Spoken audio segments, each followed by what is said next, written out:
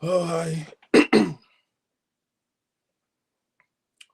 Good afternoon, everyone. Good evening, depending on where you're watching us from. Yeah.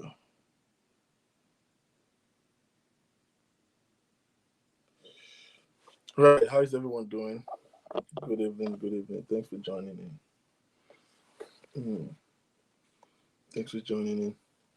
Please, as you're coming in, just be nice enough to just click the share button and let us just invite our friends to join us. Mm, yes. What am I doing?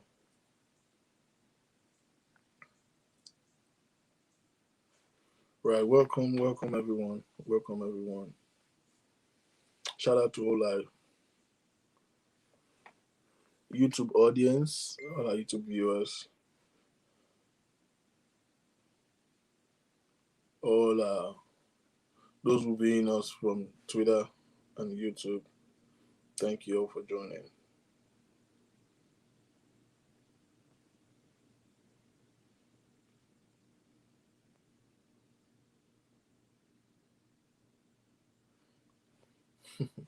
Good evening, everyone. Ẹ̀gbọ́n Báyọ̀lá, ẹ ǹlẹ́ o. Mr. Godwin, how are you doing, sir? Ẹ kàn dájọ́ o, California ẹ̀ tó wà kò dábẹ́. Kò dábẹ́. So good morning, good afternoon, good evening, depending on what part of the world you're watching us from.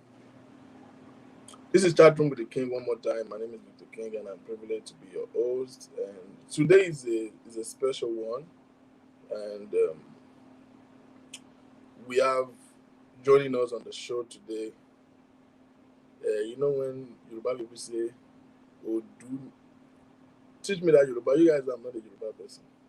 I'm still trying to improve my Yoruba speaking. Odu, Odu ni one way Foloko. Thank you. Someone whom it's an household name already. If you don't know anything in Nigeria, you definitely know Moyole Sowore. You know Sarah reporters. You know that has been on a consistent basis an household name. You know in Nigerian politics, and very importantly in the last election, which has left the rest of us wondering where we are and where we are going. And so today we are very, very, I'm personally excited to have him join us in the chat room. Please, as you're joining in, please click the share button. Let us invite our friends. You know, the page is kind of limited now. My main page, I don't know what is wrong with it. I've been trying to be nice lately, but oh, all right. So we have with us, joining us today, an household name. Okay, yeah, I just received signal from him. I think he's here already. Our guest in the chat room today, Mr. Muiwa, I know you will like this show. These are you like political issues. Our guest in the house today is Mr. Moyele Sowore. I'll read a little bit about him. I think I shared it in the morning. Born in Ondo State, Southwest Nigeria. Was born on the 16th February 1971 in Niger Delta region. Was raised in the polygamous home with 16 children. At 12, he learned how to ride a motorcycle so that he could fish at the lake for the family before going to school. The military rule in Nigeria affected his passions and desire for media. Sowore studied geography and planning at the University of Lagos from 1989 to 1995. He spent 2 extra years in the university because of political reasons and his student activism. He was the president of the University of Lagos Student Union Government between 1992 and 1994, where he was actively taking against cultism and corruption. He holds a master's degree in public administration from the University of Columbia. Sowore started Sahara Reporters in a small room in Manhattan, 2006, to fight against corrupt and wrong government practices. Cyberters is supported by grants donated by Ford Foundations and Familiar Foundation. The medium does not accept adverts and financial support from Nigerian government. On February 25th, 2018, Mr. Moyede Sowore announced his intention to run for president in the 2019 Nigeria general election. So we have been in the house today to talk extensively to us. Ladies and gentlemen, please join me and welcome no other than Mr. Moyede Sowore. Please help me welcome him. Good afternoon, good evening, sir. I think it's evening and it's 5 o'clock, right? Good evening, sir. Can you hear me? Is the audio?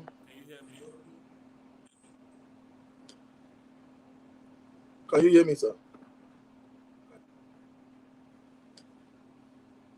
I think there's something with the audio.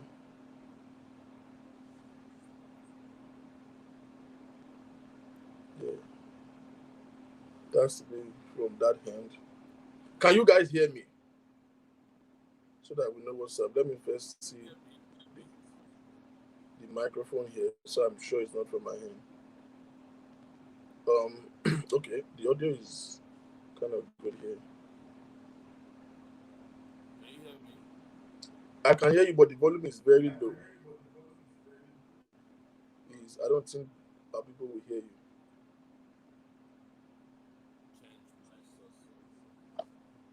Let me look at it from the other hand.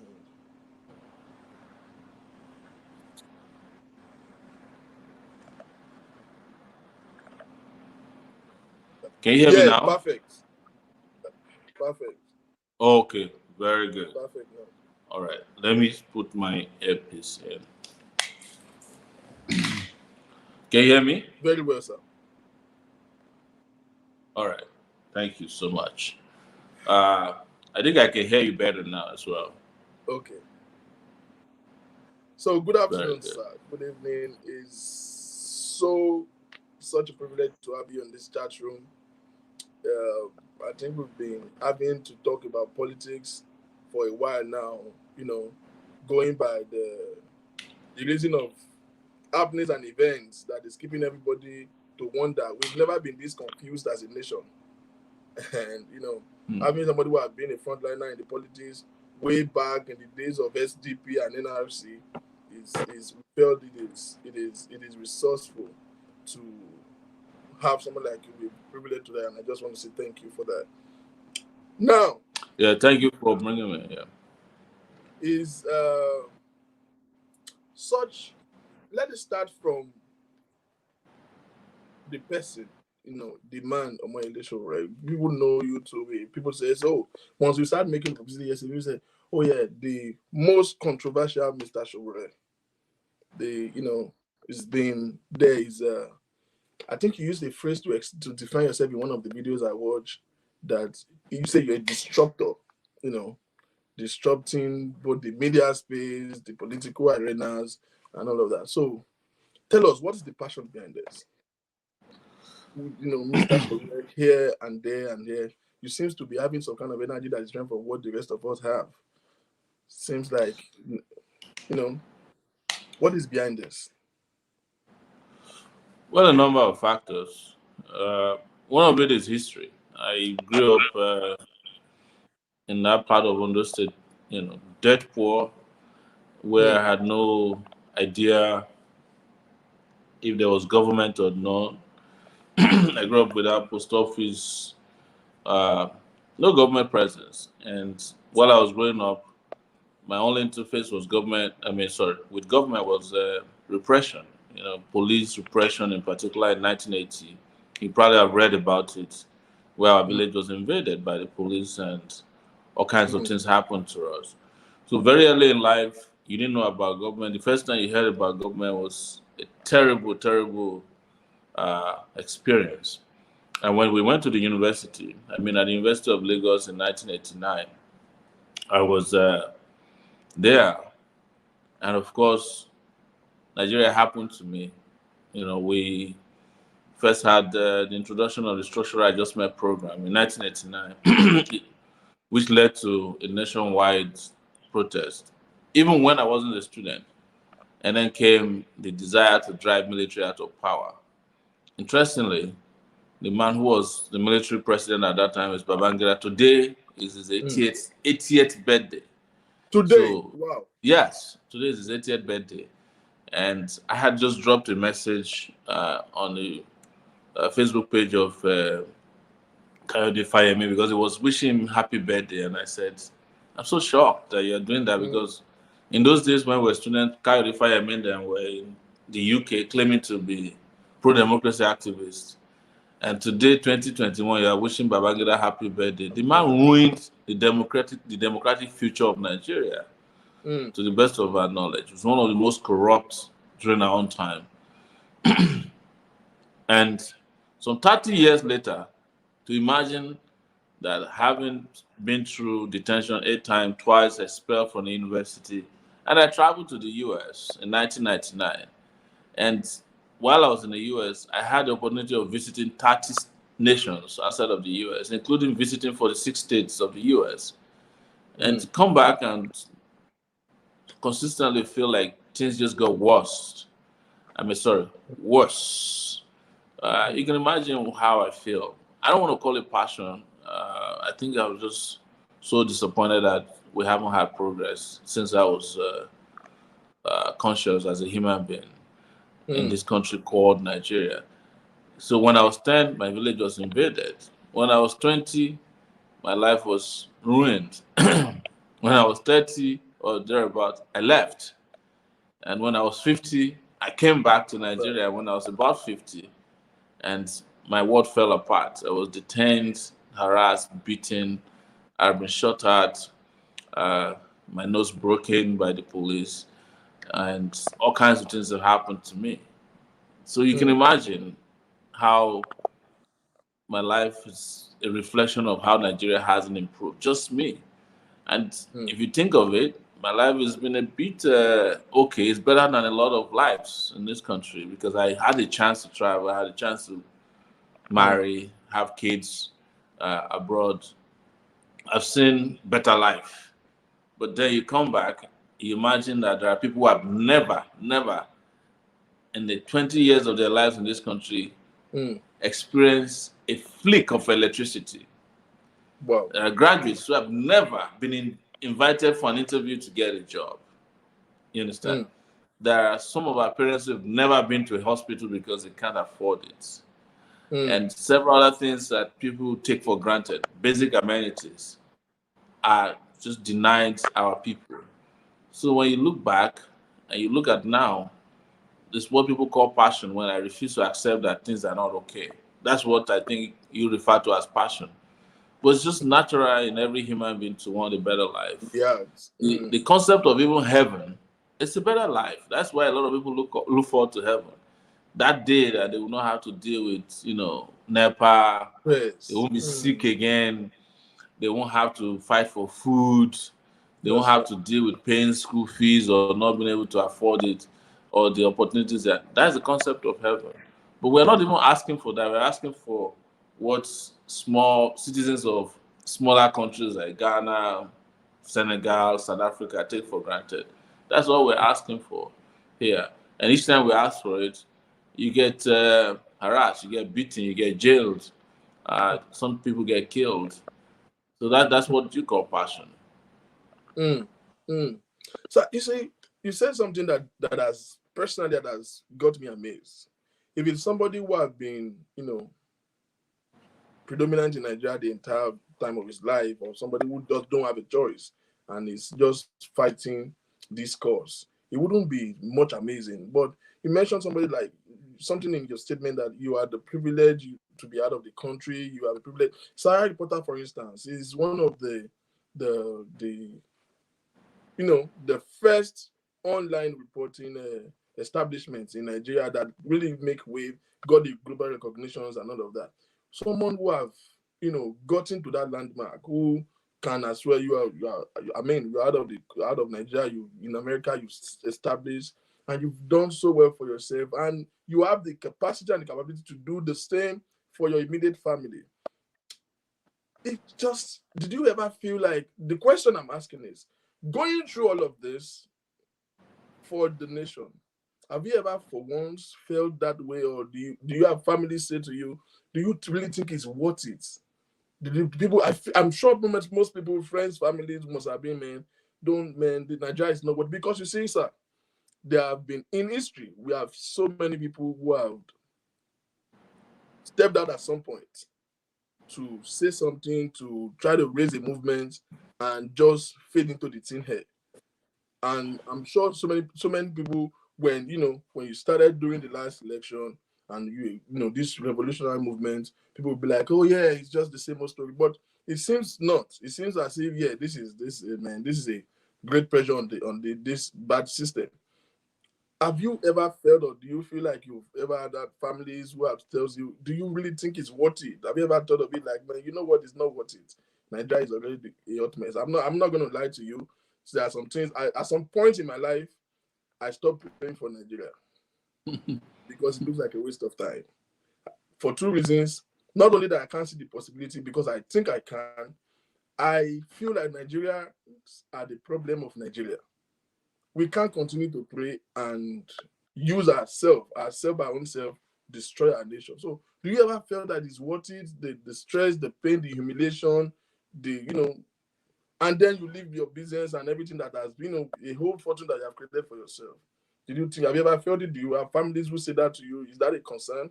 Oh, naturally, um, naturally, families will say that to you. Uh, Friends will say that to you, and sometimes they will show you evidence why they think you're crazy. You know, Mm, but yeah, by saying to you, look, you don't have to come back to Nigeria to fight for all these things. mm, You know, they'll point to you Nigerians who don't appreciate what you are doing. right. They will say to you what they have lost or what you have lost because you took a position against what could have made you wealthy. When I was in detention, even security agents, DSS people would come to me and say, look, why don't you just let's do a deal? You know, everybody who is here is a wheeler dealer. Get out of detention, make money, and start living large. If you don't want to leave Nigeria, we'll buy you a house, cars. We'll introduce you to the right cycles so that you can make it instead of making noise. Mm, My mom, while I was in detention, had stroke, and I didn't know. Nobody knew mm, until a year later when she fell sick again, and we had to do a scan of her brain, and because her hand was calling, you know, she couldn't carry her hand. And you can imagine that my siblings felt I was the cause of the problem. of course they And they will. may be right, because my mom had to worry about me every day. Oh, they are going to release him today, they didn't release him tomorrow. She watches TV, she's on Facebook. And one day she just couldn't take it anymore and she lost it. Um, I haven't seen my kids for 2.5 years. I haven't seen my wife for 2.5 years. The business went in different directions. Till today, I don't have a bank account. Sahara Reporters account was frozen. You understand? But in all of this, do you know what is driving me? It's like, listen, somebody has to do it. And I'm Mm, privileged and happy that I could be in a position to challenge naked power. mm, You understand? mm, And this is what I've always done, even as a young person in the university. So I don't feel bad, but do we suffer? Yes. The other day, Ganifa Wemi's son died, and I was Femi Falana, who is my lawyer, sent me uh, a tribute to him. It turns out that the boy was born when his father was in detention. mm.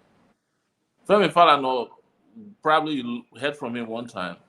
He was detained for a long time when Faz, this popular Faz, was born. Yeah, fast. And when he came home, he was asking his mom, "Why did you bring a strange guy to our house. Whoa. It's God. The mom is like, "That's your father." I said, "No, that can't be my father. If it's my father, where has he gone all these days or months?" Because when he was growing up, his father was in detention. People have to make sacrifices. The countries that we travel to or would love to be in, Mm. people make sacrifices to build those countries. So I think for me, it's a spirit of sacrifice. And secondly, there's a part of me that believes that some of us are just born to carry the can of others.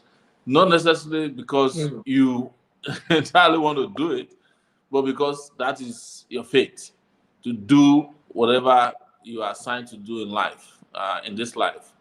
Because otherwise, when I was coming to Nigeria in 2019, when I returned from the US to come and get involved in the revolution now, the first protest I would plan, for some reason I came with a one-way ticket. I couldn't explain to tomorrow why it was a one-way ticket. Did you feel you are not going to probably make it back? Yes, it's like I'm not going to make it back. When I was coming, it was the first time in my 20 years Mm. in the US that I ever came to Nigeria without a ticket to go back. Reason was that when I was traveling, it was the first stage of the ticket, and when I was coming back. But typically, what I do is before I leave the US, I have a ticket I'm having a to return ticket. return. So I would have bought a ticket to return, but somehow I didn't buy a ticket. And Mm. by the time I landed, somebody just told me I'm going to be here for a while, but I didn't know what. And that's what happened. And I'm still here. If I bought a second ticket by now, it would have expired, except if it's Mm. some kind of an Mm. expensive ticket that will last for 10 years. And I don't know if this exists. But that's just to explain to you that it's multidimensional. Mm. But I this is understand how this. I've always Right. been, fighting for what my conscience tells me is right. Mm. I understand the sacrifice. I understand the spirit. See, anybody who has read about you or who know about, I have an uncle who was in Unilag when you were the student union government, and they have a lot to say. And they say, "Oh, if you know him, you know that it's not new." Yeah, so it's like it's an inborn spirit. But you see, going by the terms risk assessment. Now it's not about you now. Yeah, we understand. Some people are just born like you, some supermen. But Nigeria, is it worth it? Is it worth it? I don't know. I don't see. I don't. I don't like to answer whether it's worth it or not. But here is how I approach life, whether it's Nigeria or anywhere else. Is there are 200 million people here officially. I don't think Nigeria is more than 100 million people. It's part of the fraud that we Mm, perpetrate on ourselves, just mm. assigning numbers because it's convenient. Nobody has ever done a credible Who is even census doing here the matrix? Yeah. since 1960. My attitude is you have maximum 24, 5 million people in Lagos, 25 in Kano and Kaduna combined. Where's the rest of the 150 million? Not Mm, true, you know. But that's a discussion for another symposium in the future.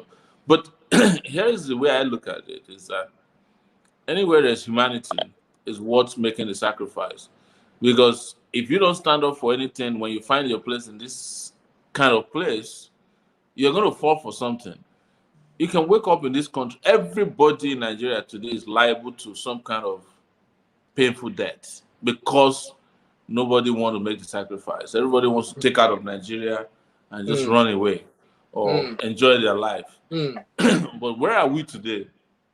Why is everybody is liable to death? Send your children to school. Possibility of them being kidnapped and killed is very high. Travel on mm, our highways, your possibility of having an accident is very high. Go to a hospital. The possibility of wrong prescription and wrong diagnosis is mm. very high. Fly.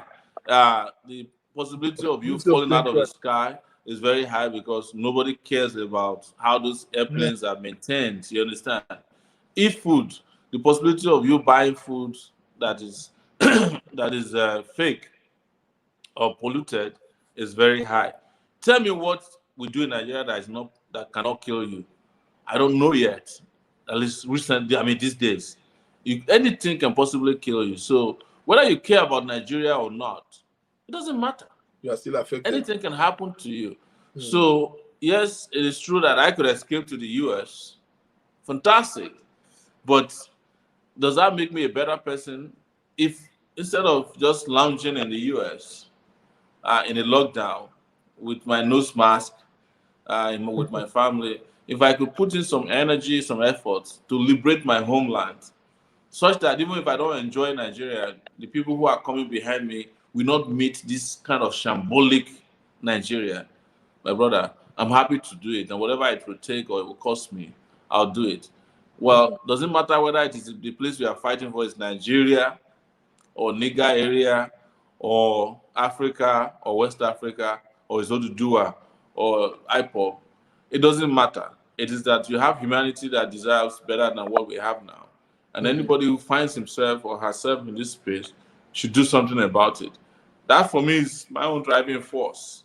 mm, So of course, when you start to reduce it to adjectives and verbs and nouns, when you call it mm, Nigeria, well, it becomes a little bit more painful considering that the country could be better if mm, more people have the same kind of mindset and belief as I think I do. If people are less greedy, less wicked, less dishonest, less nepotistic, uh, less bigoted, less nonchalant, and complacent, probably that's better. And that's what people say to you when they say, why do you care about Nigeria? Because the Nigerians you care about don't care about you or don't care mm, about a lot of things. mm, But I cannot engage in blaming people who have been pounded for 60 years not to believe in anything. You can't blame them because the Nigeria you see now wasn't created by the Nigerians you like to blame. It was mm, created mm, by the Nigerians who have mm. governed Nigeria over these years. You know, That's key. they created the citizens you are seeing now. They created it deliberately by way of the kind of education we get, the kind of fundamental human rights that you are allowed access to, the kind of religion we have, including, like I like to say, the kind of God, our designer gods that we worship, because I believe that it's Nigerians that designed our own gods. This is not the God that the holy books talk about. Mm, So somehow that's right. we figure out to design the conditions that we are in now, and it is so well designed that you can't get any other results from Nigeria better than we Mm, have now, because this is how it was designed from the beginning, and the people who designed it understand it. The Babangida sitting down today, 80 years old, knowing that he ruined Nigeria, knew what he was doing when he was younger, and he knew that at 80 years, people with little memory will not remember that he's the one who put us in some of these conditions that we're in today. Not him alone. Obasanjo participated, Buhari participated, Jonathan participated, Yar'Adua, Gowon participated. But look at what is an irony about Nigeria. All the terrible guys that have run Nigeria, they live very, very long. But I think Shagari died at the age of 80 something. Buhari is now 80 something. Obasanjo is 80 something. Uh, this man there now, Buhari, in real life, is 80 something because his sister, some 5 years ago, was 82. That's his mm, younger sister. So Buhari is like close to 90.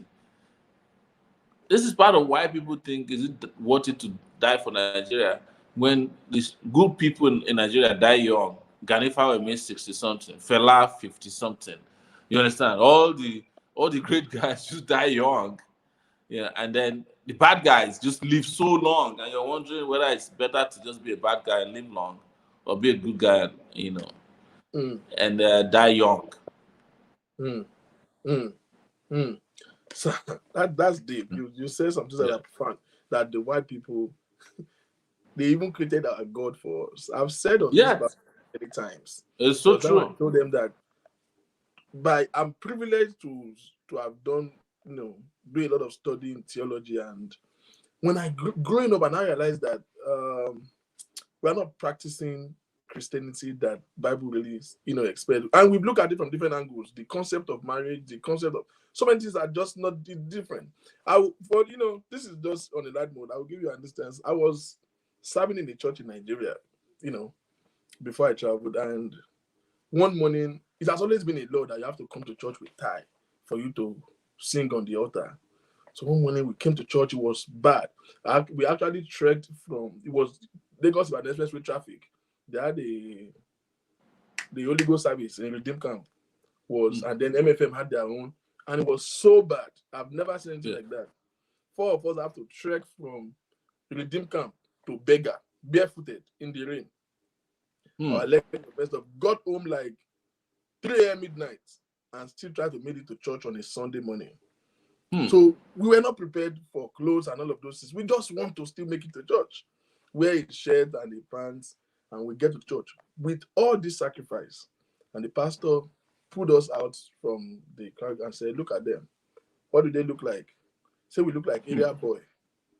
That how can you come to church without a tie? And I can tell you categorically that it killed every energy. We were so harassed. So years after, I had the pleasure to speak with one of the senior pastors. So I said, "Sir, I want to ask a question. Does God live in tie?" Who exactly made this law? Show me in the Bible that says you have to wear suit and tie before your anointing can flow, before you can serve God. Where did we read it from? Is this God or is this British? Because this don't look like God. And they don't have an answer to today. But they just say, yes, here, you have to wear tie. And I'm like, this is how bad we've been. And, just to protest what you said, that they even designed a God for us. It's not what we That's right. That. So I was part of your symposium meeting in Bowie, Maryland, the last time during the I think that was the first time I saw you, in person. You had a meeting in Bowie here. And, it was an intense moment then. The energy was high. And, from that meeting, I've been having this thing in my head, which I think so many people, in fact, somebody sent me an inbox yesterday to ask the question. They've already been sending questions in. Yeah, the agenda for, we need revolution. Somebody have to stand up regardless. One of the things that we have a problem with that Nigerians as a people, we all know our problem. We all know how to complain. We know how to analyze. In fact, the best analysts in the whole world are Nigerians. We know how to dissect the problem. We just don't know how to provide a solution. In fact, sometimes we know the solution. Nobody's just taking the step. Nobody has just been, we just complain about it and not do nothing about it over time. So now, your agenda, your presidential aspiration, in the last election was like, ooh. I think, this is my personal opinion, I think everybody loves to see somebody different. We're all tired of the old faces.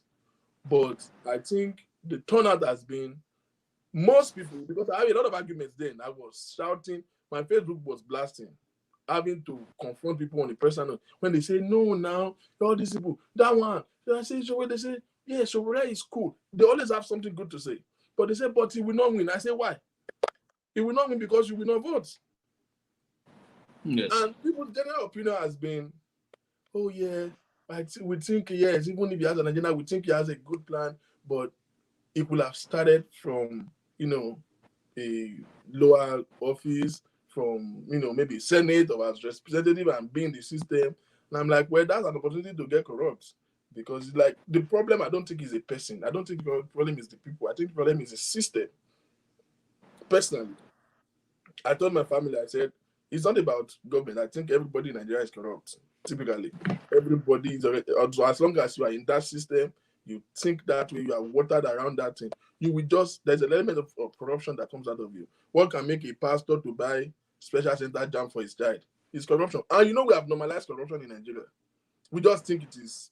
Some things are corrupt, but we don't know it's corrupt because we are born in it. It is when some of us are privileged to now be in a working system, functional system, and that's that those things are not good. Pastors jump you at the airport and just think it is grace of God that gives you favor. It's not favor, it's corruption. You are doing that at the expense of other people. So now this idea of, I think most people want to say something. Most people want to, everybody will have gone, in this direction of revolution, but they just feel it's an unrealistic goal. What do you say to that? Well, I think 2 questions are embedded in your question comments, and one of it is why not start from a smaller space level, and the second one is the idea of revolution, how it confuses people. Well, this is how people of vision are wired, or people who have extraordinary mission are wired. They come way ahead of their time, Mm. right? Yes, they come ahead of their time. And when they come, people will be um, debating, doubting them, whether their agenda is real, whether they are capable, whether they are old enough, whether they are smart enough, whether they are well dressed enough. On a lighter note, there were people in those days when I was running who complained about my hairstyle. That's their Ah. that's their pet peeve. They were like, "Why did you cut your hair like that?" You know, if your hair was well cut, I would vote for you. You understand? What? Yeah, it was that bad because it was a period, in my view, of revolutionary confusion, and we are still in that confusion to today. But do you know how I answer as to whether I should have started as a senator or a House of Rep or a local government councillor? One is to look at capacity. If you put me, if you put me beside all the other candidates at that time, especially the ones who would never come for debates, would you choose, after you hear me, Atiku and Buhari debate, would you choose Buhari to run your children's, primary school over a Sowore? Probably not. Would you choose Atiku to run your life over a Sowore after you hear us speak? Probably not. If it's at the level of qualification, which is what people look at in our CVs, at that point, I had a master's degree from an Ivy League university in the US, one of the best 10 in the US, Columbia University, probably one of the best in the world. Buhari doesn't even have a verifiable secondary Why school results? certificate. Mm. That is still a Atiku mystery today. does it, doesn't, that we know of. We just heard that they went to school and did. But that's not what makes people qualify. What makes people qualify sometimes in a nation of like our own country, is character. Does the Buhari have my kind of character that you entrust your life to him? While I'm in the Senate, you leave your economy, you leave your roads, you live your lives, you leave all your decisions to be made by a guy who doesn't know his left from his right. Then the third part is the global trend, even at that time. France, which had an economy that's probably 100, 1,000 times bigger than our own, elected a 32-year-old guy to run their entire country. The US, during Obama, elected a 47-year-old guy. There was a time the US had a guy who was 39 years old, Mm. as their president. And you are in Nigeria asking whether I'm qualified. By 2018, I was 47 years old. 2019, I was 48 years old. Today, I'm 50 years old. You are wondering whether I'm old enough to be president of Nigeria when I have every other quality that could run even Nigeria, as I usually say, without missing words, in my sleep. I can do better as president of Nigeria if I wake up and go to sleep and just run the country than Buhari will do if he's awake 24 hours a day, or an Atiku will do. So point to me, without being biased, without being confused, who could have Mm. run Nigeria better than I am? When, in fact, the items on our agenda, on a manifesto, became what was so attractive to even the ruling party that they had to be stealing it. This includes, making June 12th Democracy Day a minimum wage that they still can't pay to today. How to diversify the Nigerian economy, how to fight corruption, how to put in place a healthcare system that is for all, how to put in place an educational system that is for all. I remember when I was traveling, without knowing that COVID was coming, I think it was in Germany, that I spoke to a group of Nigerians, and I said, even the idea of classrooms will be phased out in the future that I envisage. And COVID came and nobody could go to school. but education had to continue. So classrooms became useless till tomorrow. Right now, the US is planning a future without classrooms, but Nigeria don't have classrooms yet. So, except, of course, there's something wrong with us, and I think there's something always wrong with our system. We always go for our worst when we can provide the best. The guy who was my campaign manager is there with you in Maryland. Malcolm Fabi is his name. He graduated from the University of Lagos. He was student union leader after I left the University of Lagos. It was my immediate successor. He had the first class when we were leaving Unilag. Before he was 30, he had obtained a PhD. Those are the kind of the brain power that you saw behind the campaign. Several places around the world in Nigeria, we had some of the most brilliant people. We traveled on foot, in canoes, aircraft. We traveled by car to 34 states in Nigeria without a private jet to campaign. There's no place we didn't go except Borno and Yobe because we didn't have police to travel with. We traveled everywhere, my brother. And we spoke in every language that people could understand. And you cannot blame people. Eventually, there was no election.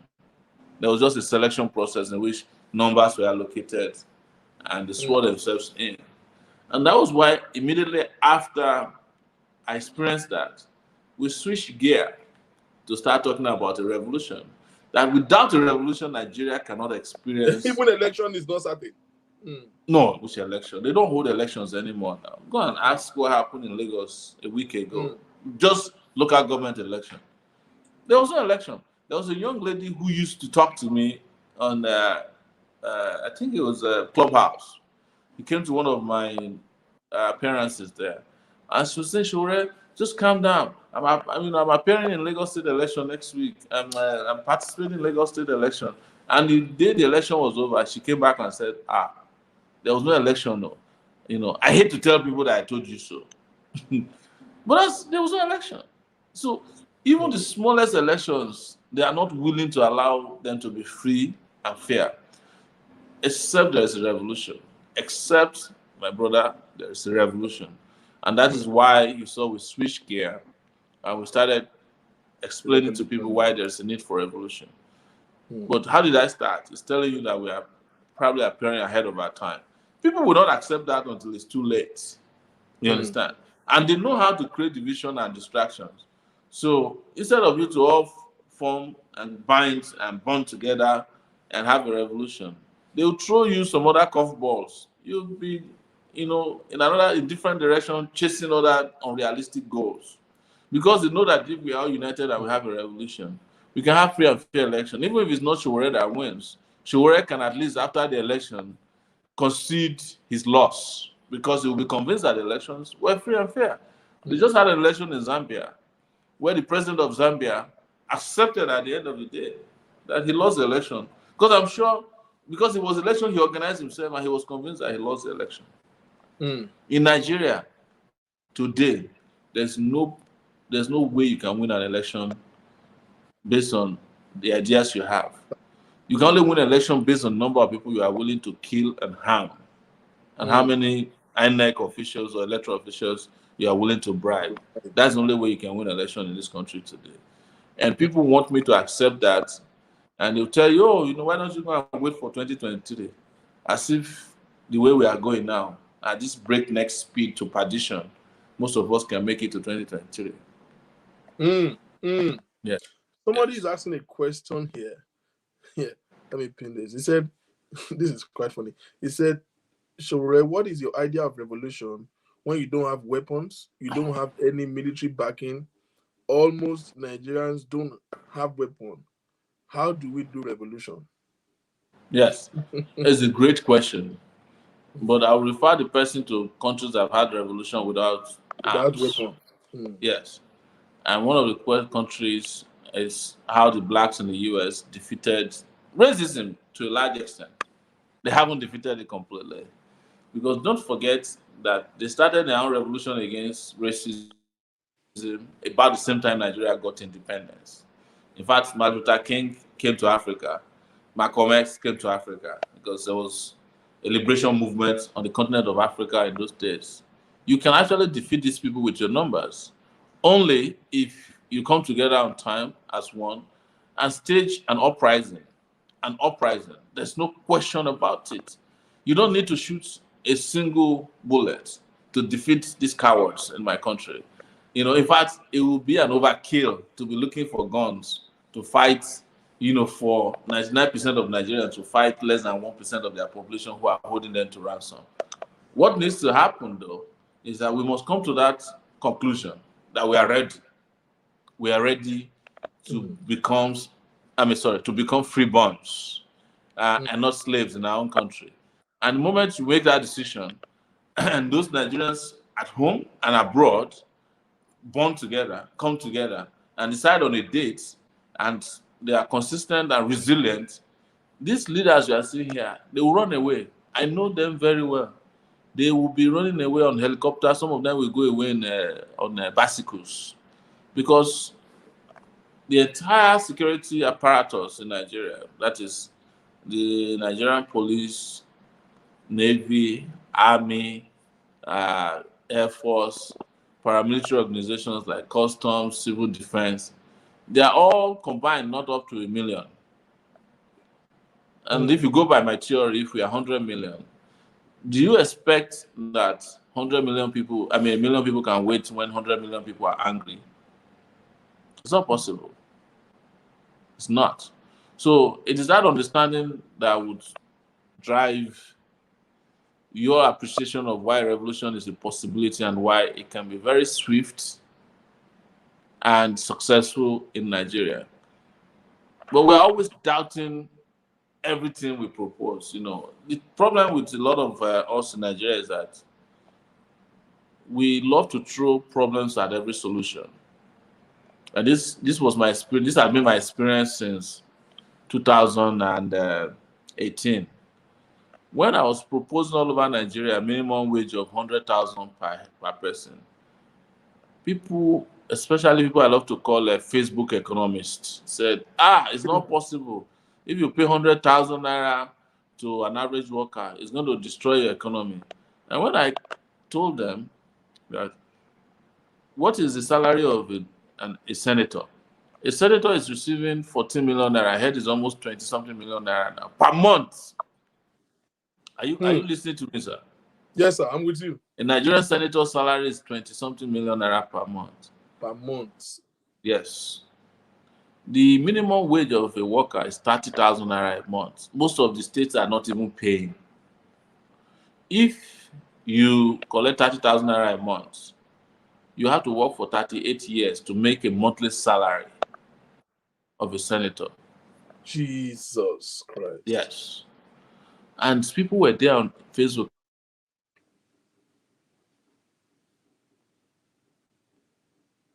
We lost the sound. Something wrong with the sound. Can you hear me now? Yeah. Can you hear very me? well. Very well.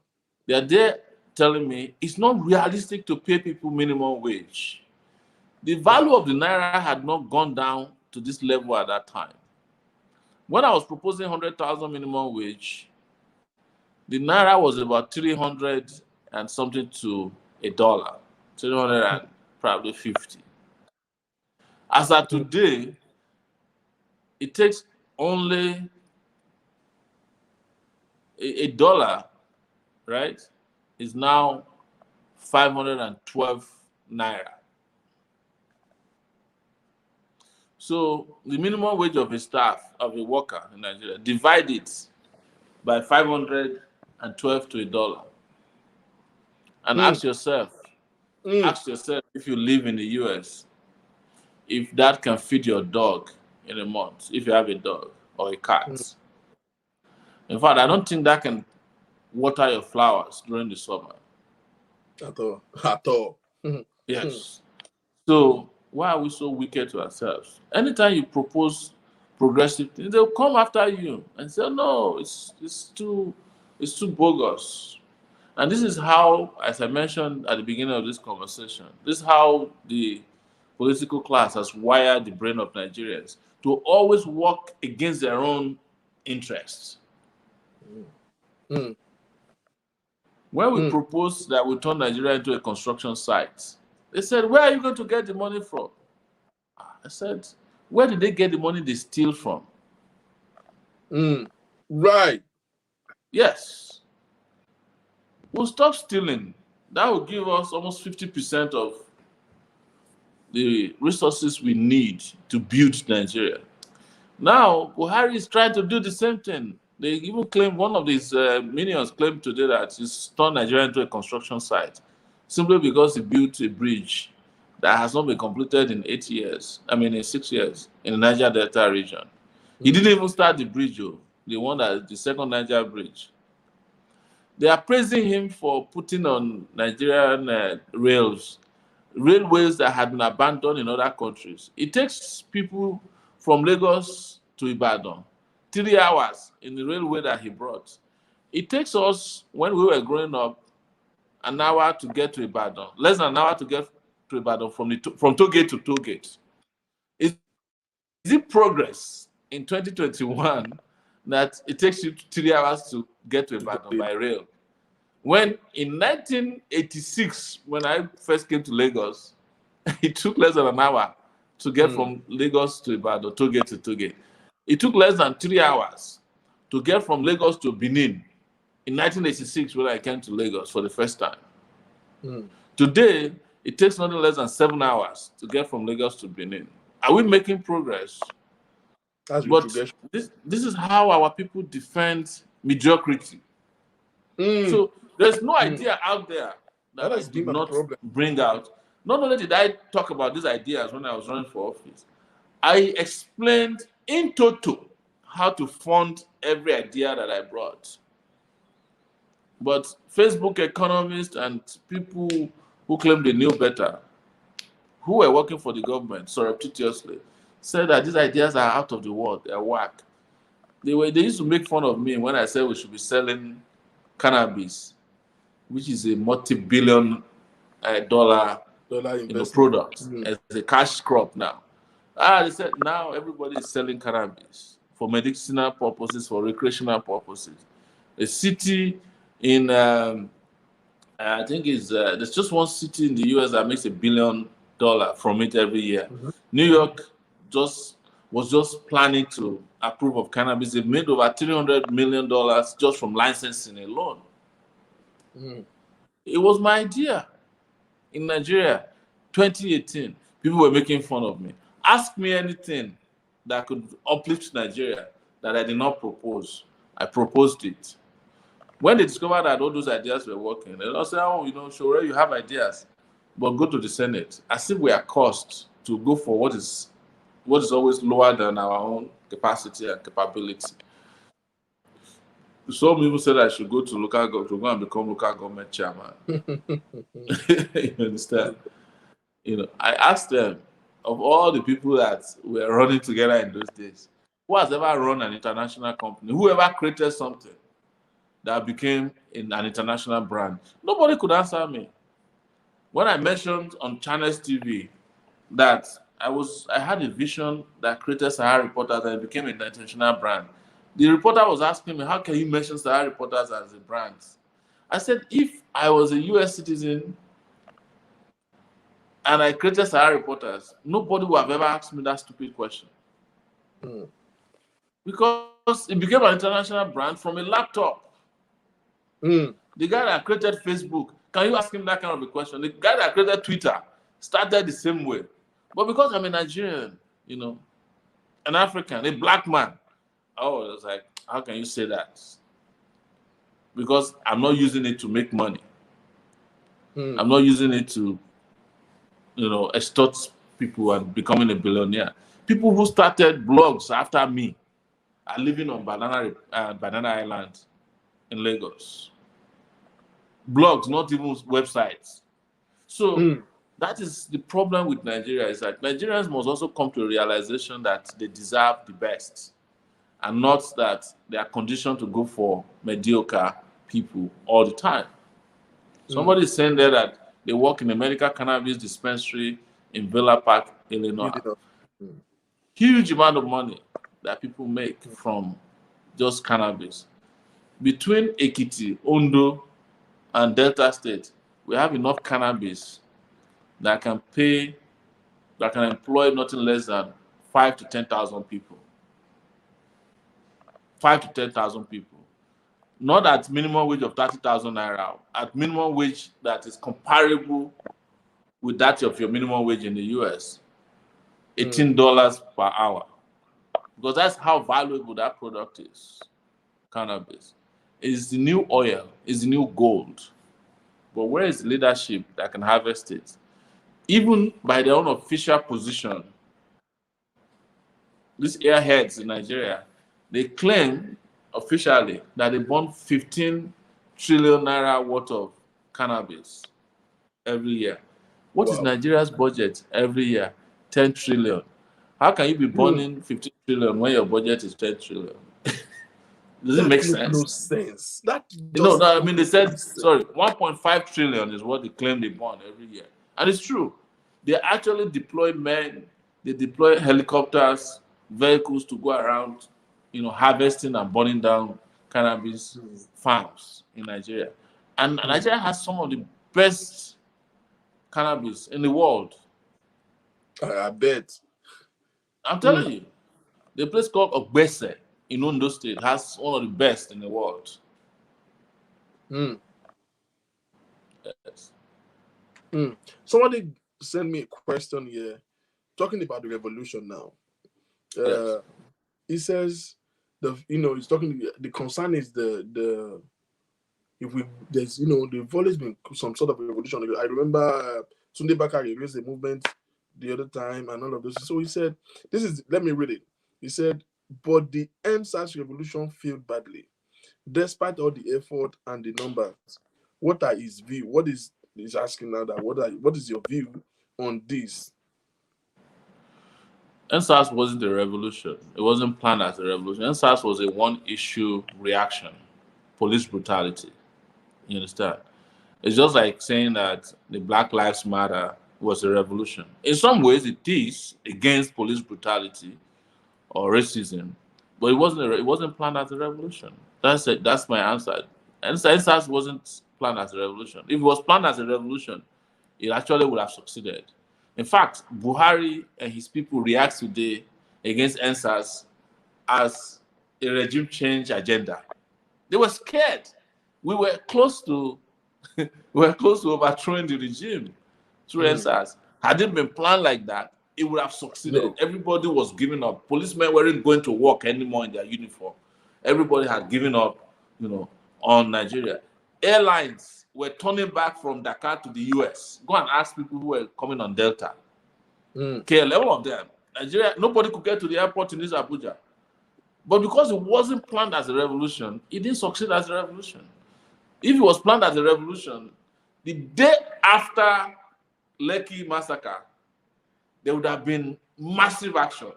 And that was the day, as you Christians like to say, that was the day that the Lord had made. But we didn't do anything on that day.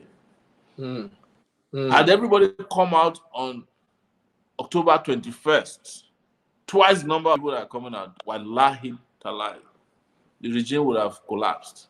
There was nothing left. I was in this Abuja now. They were scared. It was at the point that people in the military were waiting to join that movement at that time. But it was likely because it wasn't planned as a revolution. Because of that, it didn't even have a leadership that could carry on. It was a leaderless protest. It wasn't a movement. That was why it was easy to put it out like a small fire. They confined the fire somewhere, put it out. If it was a revolution, there's no way they could have coped with it after what happened in Lekki happened. Because at that point, the rest of the world was paying attention to Nigeria. Even Biden, everybody was tweeting on October 20th.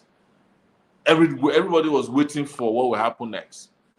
And that was what made the difference in Egypt. There were killings in Egypt, and then people reorganized, came back again, and the regime fell within a week. So it wasn't planned as a revolution. With due respect, and I'm not in any way, uh, you know, demystifying or putting down what happened The during effort. NSAS. I'm just saying it wasn't planned that way because I started NSAS in Abuja. I was the one who first led the protest to the police headquarters. So I know very well what NSAS was. It wasn't planned as a revolution. Hmm. Hmm. That's right. Yeah. Somebody said the fear of revolutionizing Nigeria is we may end up recycling the same wolf presently posing as shapes, and we are still back to Egypt. Now, let me ask a question going by this person's view. Um, as a person, as somebody who has been raising a movement for revolution, do you think that people expect you to do the unthinkable while giving less support? Like they want you to, they just, people expect the miracle. Like the truth is, we have never been on the same page like we are right now in Nigeria. Because whether you are rich or poor, everybody is frustrated right now. Everybody is affected. Whether you are in Nigeria, you are in diaspora, you are Yeah. not living good. You are nobody is enjoying Nigeria at the moment. No, there's no. We thought we have seen failed government. We've seen nothing. This is the worst moment of our life as a nation. Absolutely. Now, people. So everybody want to see something different, but it seems as if people are not committed to their pain. People are not committing to and they expect they just want to see a miracle happen. So for you, like the people who have been, following up with, do you think they just want you to do the magic without having the, investing the support and the measures that as a No, people no, that that's likely true. The simple way to put it is like Nigerians want to eat the omelette without breaking an egg. A lot of mm, people, and it's largely because part of it is religious. When you have a majority of your people head to church instead of protesting on Sunday, and they they stay on their knees even when their prayers have been answered, um, you can understand why people feel that way. mm, Nigerians, a lot of Nigerians are always looking for heroes. They're always looking for the person who can do it for them you can do the magic. while they're in the comfort of their homes. If we had that spirit that is willing to make sacrifices, even that feeling alone that we are all ready for a massive revolutionary change can force the hands of the people who are governing Nigeria because they are not immune to public complaints. But Mm, one thing they can count on, which they capitalize on from time to time, they can count on the complacency of Nigerians. You know, they can count that when it is close to that moment where they are supposed to do what is right, that they will start disagreeing with themselves. mm, Somebody will come and say, no, that's not the right way to do it. This is the right way to do it. Sowore is too short to be the leader. He's too tall. It's not Yoruba enough. It's not Hausa enough. It's not Christian enough. It's not Muslim enough. Those are the divisions that they can count on. the It's religion like that used to sweep us away during good luck. yes, it's like our default position Oh to God, we've been messed up. making progress. That so many times, even in my lifetime, there are so many times that we're close to getting salvation, so to speak, quote and unquote. And we'll just take a detour from that point. June 12th was one of it. We were close to getting rid of the military if we stayed on the streets just a few more days. And then suddenly, June 12th they were able to tweak it, and it became a Yoruba agitation. Like, guys, they made it look like it's Yorubas that voted for Abiola, whereas Abiola won the election in Kano against Mm, Tofa. mm, But that's how the political class operates. It's the same place we are today. We know what to do, but we start doubting ourselves. There's nobody who should be under any illusion. It's not because I'm saying it, it's the truth. That without a revolution, you're going to have a free and fair election in 2023. You're wasting your time. 2023 will come and go. Or that simply because you wish to have a Yoruba nation, you don't even understand. For those who are fighting for a Yoruba nation, so many of them don't even understand that to get a Yoruba nation, you have to stage a revolution because you want to break Nigeria. You want to break the constitution. That's You right. want to break the back of the people running Nigeria. That's You right. want to go away from what has been an established norm over 60 years. It's a revolution. And you're not going to do it while they just watch you. Because Nigeria is the supermarket of the political class. Go and touch it. You will see their red eye. So you're not going to stay in the diaspora, as I like to say. You can't break Nigeria with GoFundMe. It's not possible. It's not possible. You have to be willing to do something more serious. Oh God. You have to be willing. It has to be a commitment that the other side sees and say, "Wow, these people are not playing." No. And you have to be willing to sacrifice everything, including those who are fighting for breakup of Nigeria who are abroad. They must be willing to come home, and if necessary, carry arms, because you can't break Nigeria without some of those extreme measures. I don't believe in violence, but I'm telling you because that's the truth. So to the person who's asking, what's the revolution? That is also part of the revolution. You can't break up Nigeria without a revolution. Now, what's the revolution is a mass uprising that changes from the status quo that we have now to a different circumstance that guarantees you things you've never had before. A new government, a new constitution, a new nation, completely different from a new country, different from the one they run now. Because this place has been run down, completely run down. So if you are still under illusion that somehow these operators of Nigeria can manage Nigeria into some kind of El Dorado by 2023, I don't know. I don't know what to say to you. I don't want to sound rude, but I'll say that probably I have a bridge to sell to you. You know. Yes. I want to die. I'm taking it precept by precept to go into. You mentioned religion, and I would and then this Yoruba agitation. We'll get there. Now let me ask you: do you think that religion has vastly contributed to where we are today as a nation? Religion. Oh, religion is one of our biggest problems, man. Biggest. Whomever invented religion, man, that person needs to be getting the Nobel Prize every year. That person is really smart, because I've never seen, an idea that holds to ransom the progress of people like religion, especially as practiced in Nigeria. It's just unbelievable. It's unbelievable to walk into a country with 200 million people. Let's use that number because that's the official number. And to think that one guy who is a great actor can get on the stage and hypnotize millions and millions of people every Sunday, sometimes on a Wednesday, sometimes on a Monday. There are people who go to church in this country every day, even those who are working. When they are coming from work, they go to church first. Just so that they can be convinced to live a lie. Yes. It's unbelievable. And that's why it will take a long time, because you take internal consciousness to be able to get past that. To carry a Bible in your hand after you obtain a master's degree and go to a church building operated by a guy who did not graduate from university to interpret the Bible to you. That's serious matter. To take monies that you've made in a month and split it into 10 places and give 10% of it to a guy who don't have a job. And that guy then becomes richer than your entire city. That's powerful.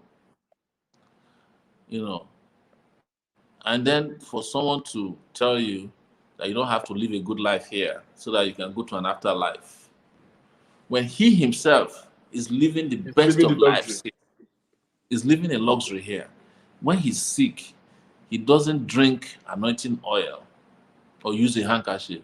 He flies in a private jet to one of the best hospitals in the world. And when he For medical returns, treatment. he will ask you to thank God on his behalf. And he will mix water and olive oil that they bought from Palestine and add an handkerchief to it and tell you that your problem can be solved by that. Religion is powerful, my brother. Or somebody to tell you on the other side that if you carry out genocide, murder, on behalf of a deity that did not do the same thing when he was alive, that somehow some virgins are waiting for you somewhere. Hmm. That's pretty powerful. Hmm. Hmm. Really powerful. Do now? Let me share a little experience. I relocated to America in 2016, and until when I got here, I know that we are suffering and smiling. I was, after a couple of months I've been here, a friend was talking to me, and they said, I think he made a statement like, "Olo anje kon shikini kon," and I was like, well, that's not the prayer. Maybe he asked for help. I promised that, okay, when I get paid, I'm going to go. And he said, we'll judge and I was like, hold up. That's not the prayer. Hold up. That's not the prayer right there. For the first time in my entire life, you realize that you don't pray to God for you to get your salary paid. Exactly. You don't didn't you notice when you arrived in the US that your prayer points were different? I don't even have so many. Because when you wake up here, you have to pray. You have to pray against malaria, pray against NEPA, accident, pray against, pray for food. And in America, people are praying. They are praying they are praying that their children will not get fat from eating too much food. Nigeria, we are praying for the children to have one meal per day. And we are praying to the same God. Same God. I got here and I realized that people do testimony in church that they give them, thank God that the God favor them and give them visa. And I'm like, no America that kind of testimony. Exactly. No, when I got to America, I discovered that Americans don't even refer to their country as God's own country. But in Nigeria, it is we that call it God's own country. Yes, it is because the earliest name of America in Nigeria is God's own country. God's own country. Yes. Yeah, because it's magical day in our sites. Yes.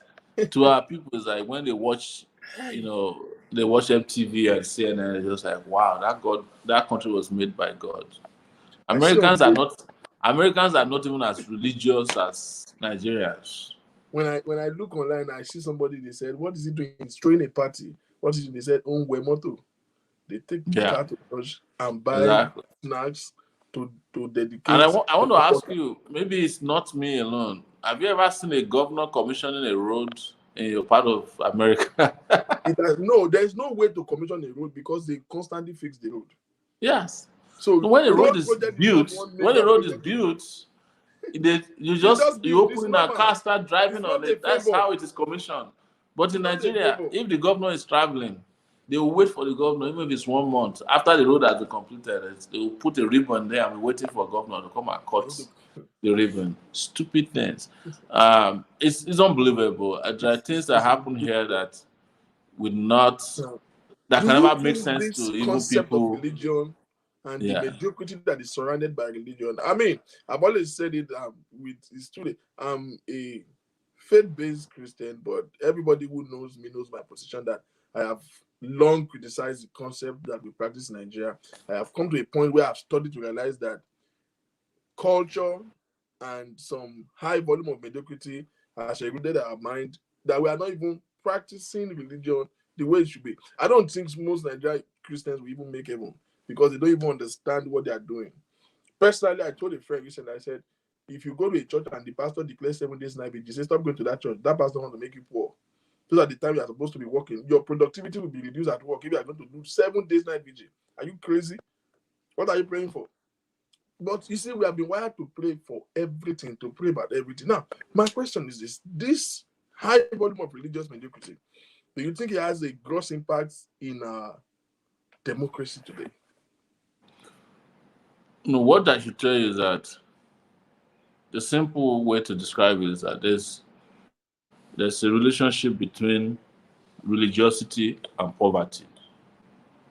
Mm, Most religious countries in Africa are probably the poorest. mm, Yes. So, and of course, if religion is such a powerful, has such a powerful impact on how people process things in their minds, it will have impact on democracy. Definitely, definitely. So, because I still, it's only in religious mode that you have a bad governor and you still justify that he was put there by God, mm, that you shouldn't challenge him. Even when you have caught him red-handed doing terrible things, you still pastors will still bring the governor and ask you, even when the governor is not there, he will ask you to pray for the governor mm, or chairman of local government.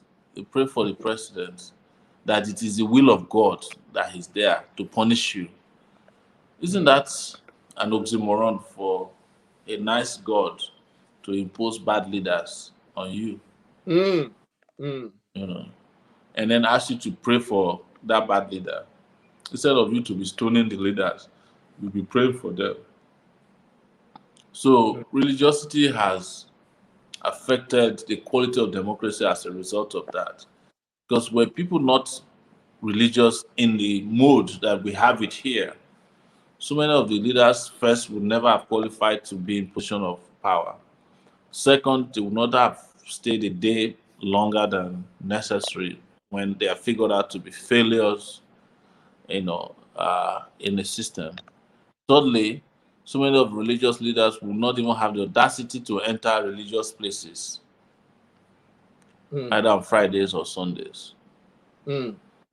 But in most Now, churches in this mm, country, even if mm, the governor doesn't show up, nobody would be allowed to sit on his seat mm, mm, because that's how we've been wired. It's the way our people have been wired. It's very sad, very, very sad. So, but the question we should ask ourselves, the people that introduced this religion to us, how are they carrying on? Are they carrying on like slaves the way we are carrying on? I don't see that as being the case in Europe. You isn't know, it? yes, the people that brought the Bible to us, they have evolved. Sometimes they have evolved in ways that makes it sound like they no longer even believe in the Bible that they brought to the black man. But black man is still stuck, you know, with the Bible Mm, and other religious books that were introduced to us that we're stuck with today. So we need to have that consciousness that can make us think beyond the highlighted portions of the Bible and other religious books. Because a lot of the pastors that people are following in droves, they don't even, I don't think they have, some of them have never read the Bible before when you listen to mm, them, the way they talk.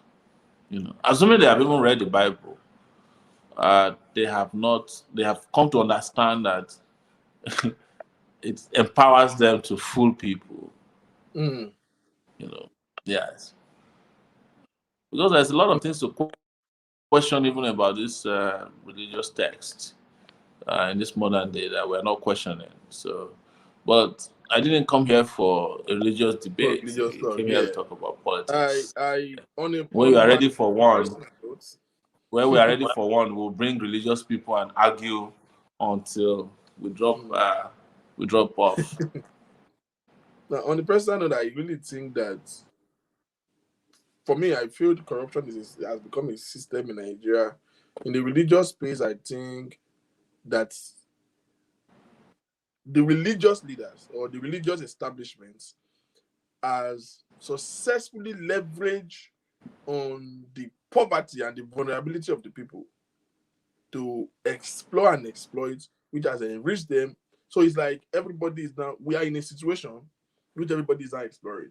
Due to economy, due to manufacturers, the industrialists in Nigeria have explored, the vulnerability and the poverty of this nation. So it's like Nigeria has not become a sacrificial animal, everybody just bringing knife to just cut, which is grossly impacting the life of the people and putting us on the back end.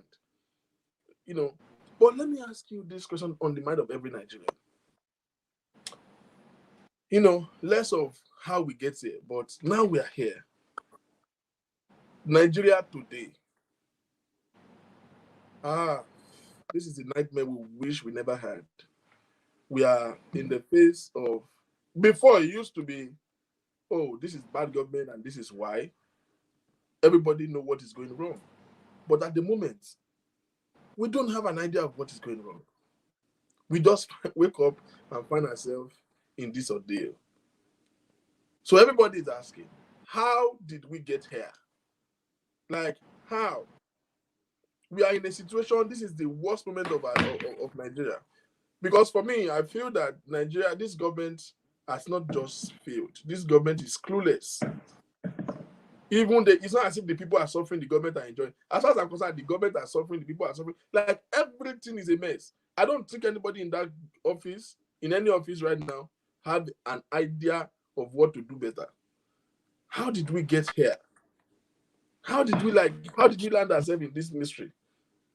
We got here by traveling a journey where at every bus stop, instead of dropping off passengers, we took on crazy, dangerous passengers. Do you get my point? Yes. So it's like you're traveling on a journey and you're going from here to Lokoja.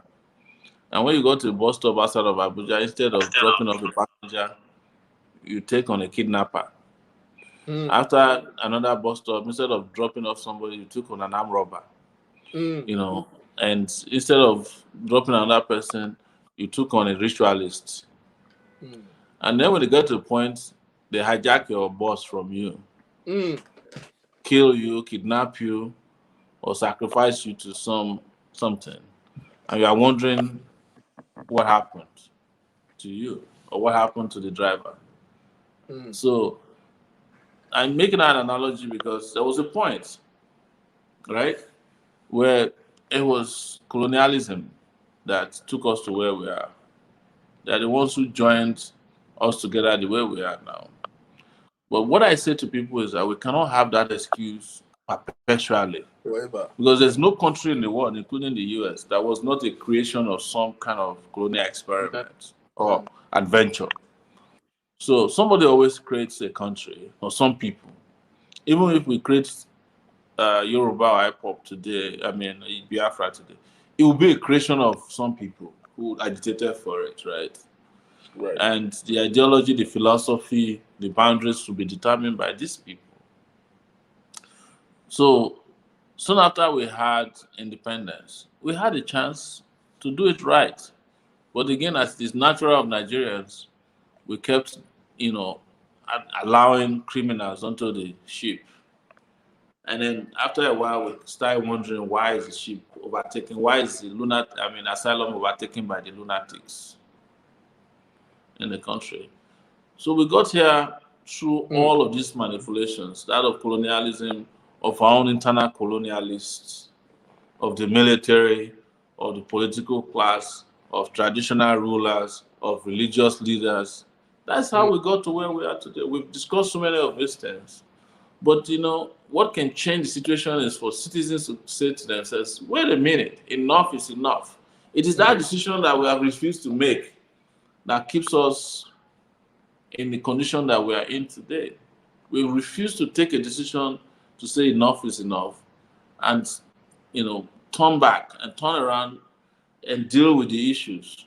Instead, we keep profiling more excuses instead of solutions. We keep throwing problems even at the solutions that are brought to us by our compatriots.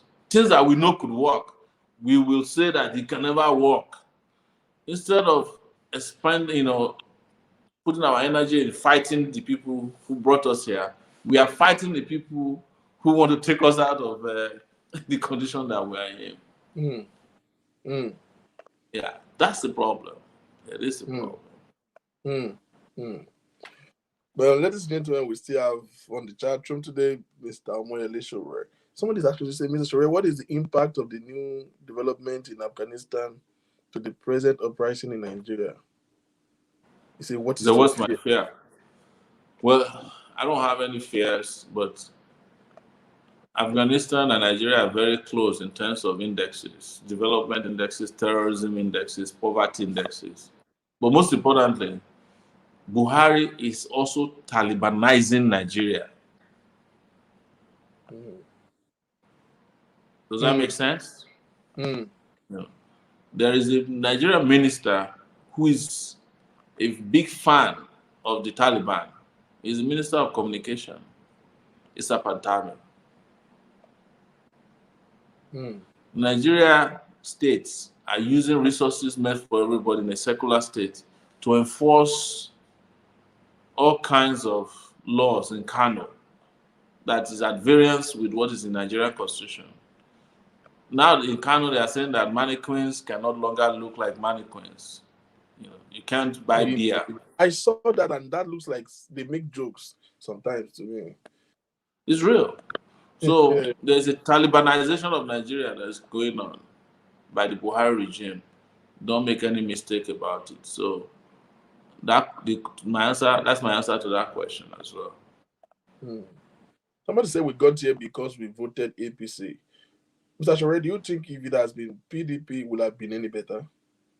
I don't think so. What's the Neither, difference? neither Is it do I. not the same people that were in PDP that went to APC? Neither do I. I really don't think so. Nigeria is the only country in the world where you can go to a politician can go to sleep as APC. They wake up tomorrow, they have become PDP. We are wondering what happened overnight. So there's no Mm. difference between APC and PDP at all. They are the same, one and the same, just different names. Mm. Now, as we speak now, Nigeria is clueless. People are suffering. People are hungry. It doesn't matter where you are. You are in diaspora. You are messed up. Your phone is blasting. You can't even, except you are a devil, you can't close your eyes to the need of friends and family who are going through such hostile, situation right now. We thought we have seen hunger during good luck. We didn't know that we are just preparing for hunger, and it's really bad. It's really bad. When I left Nigeria, dollar went up to, I think about 200, was 198, 200, and now it's 500 and something. It's horrible, and yet we have not been able to have any answer to this. Now, as we speak now, so many people are already giving up on where we are, like we're going to die here, and they're just looking forward to 2023. So, do you think 2023 is our hope, or there's something we could have been doing right now to effect a change to this present situation?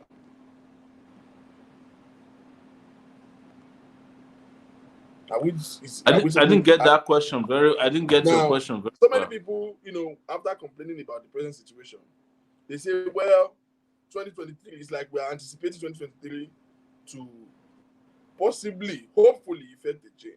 So I'm asking, do you think our next hope for anything different right now is 2023, or there's something we could have been doing right now? I've told you before, we should be doing a revolution now so that we can have something to hope for in the future. Not 2023, not any dates. 2023 is just another year in the calendar. 2023 is just another year in the calendar of oppression and manipulation in the Nigerian political system. It will come and go. Your condition will not improve. My condition will not improve. They will come and replace Nigeria with another incompetent, invalid, criminal, just like we have Buhari there now. And nothing you can do about it because the election results have been pre planned. And when it is at that time, they will announce the result to fulfill what has been pre planned. But if you. So it's, I don't want us to believe in the illusion, this fleeting illusion that 2023 is a year of salvation. If you were in college, that's university in Nigeria, or secondary school in the late 90s, right? Mm, They used to tell us that by 2020, All of our problems Vision will be solved. 2020. Yes. Vision Yes. Vision 2020. 20. There will be electricity, water, roads, hospitals will be functioning at breakneck capacity. Everything will be right. We are 2021, my brother. Things have gotten worse. So there is no reason. There's no reason, and there's nothing out there to give anybody hope that 2023 will be different from 1993. You understand? Mm. In fact, by 2023, we would have been at this charade that Mm. started in 1993 with Babangida Mm. for some good 30 years. Mm. I Election don't. rigging, Mm. manipulation, Mm. fraud, everything was that culminated in 1993 is going to happen again times whatever number you can imagine, Mm. because that's where we're headed. Mm. I don't know where Buki or Jomo got this from. He said, but this Sowore is one of those who brought this Buhari. Any explanation regarding this? I'm not sure what this about you read. No, look, I understand. It's part of Have you how heard people of are, any ideology like this before? this is how people are conditioned to believe a lie. You understand? This is part of our biggest problem in Nigeria. Somebody will concoct a lie and put it out there in decent people. Supposedly decent people will lash onto the lie. That's why Nigeria is the way it is today. To believe that small me, can bring Buhari to power, there's something wrong with that perception. Secondly, if you ask the person now to provide you evidence, they will say they want to go home and find it. No such evidence. Never, ever met Buhari before in my life. Talk less of belonging. I've never belonged to his party, never held a meeting with anybody to promote or bring Buhari, never written an article. I've never spoken on TV, never granted an interview, and I'm pretty outspoken, right? Except if all of this happens in some kind of space that is extraordinary. But it was what the Jonathan people started selling when they lost the election because of their own corruption. So Oh. yes, so and they sell these lies to decent people. I want to believe Buki Ojomo is a decent person, and they believe them, and they repeat them in public. And when you ask them, go and bring the evidence, start to become, I don't need to bring any evidence. They'll go and look for circumstantial, what they believe is circumstantial evidence. Oh, we saw you at APC headquarters, people were jubilating with you. When it was the time I was doing my job as a journalist and people saw me, which they still do today. If I go to a mall in this Abuja, people will surround me, you know, they'll take pictures with me. I'm supposed to drive them away a bit. So, but this is part of the Nigerian problem. They will target the person who is doing what is right and praise the person who is doing what is wrong. That is what today represent. Kayode Fayemi is praising Babangida for turning 80. He used to be a member of the pro-democracy movement. Tinubu is probably going to send him a congratulation. Jonathan is going to send him a congratulation. Some people said, "Oh, I was against Jonathan," and Jonathan is today working as an envoy to Buhari.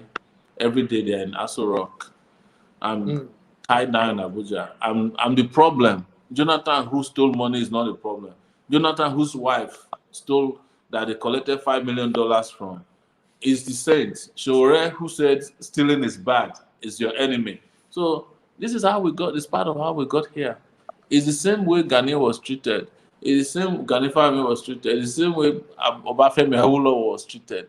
So each time, I'm not saying that I'm a saint. I'm not putting myself up there as the best human being, but it is unfair.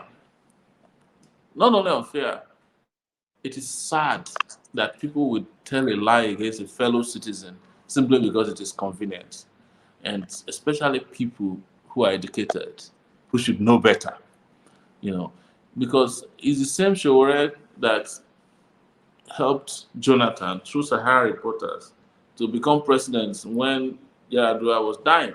Nobody says anything about that.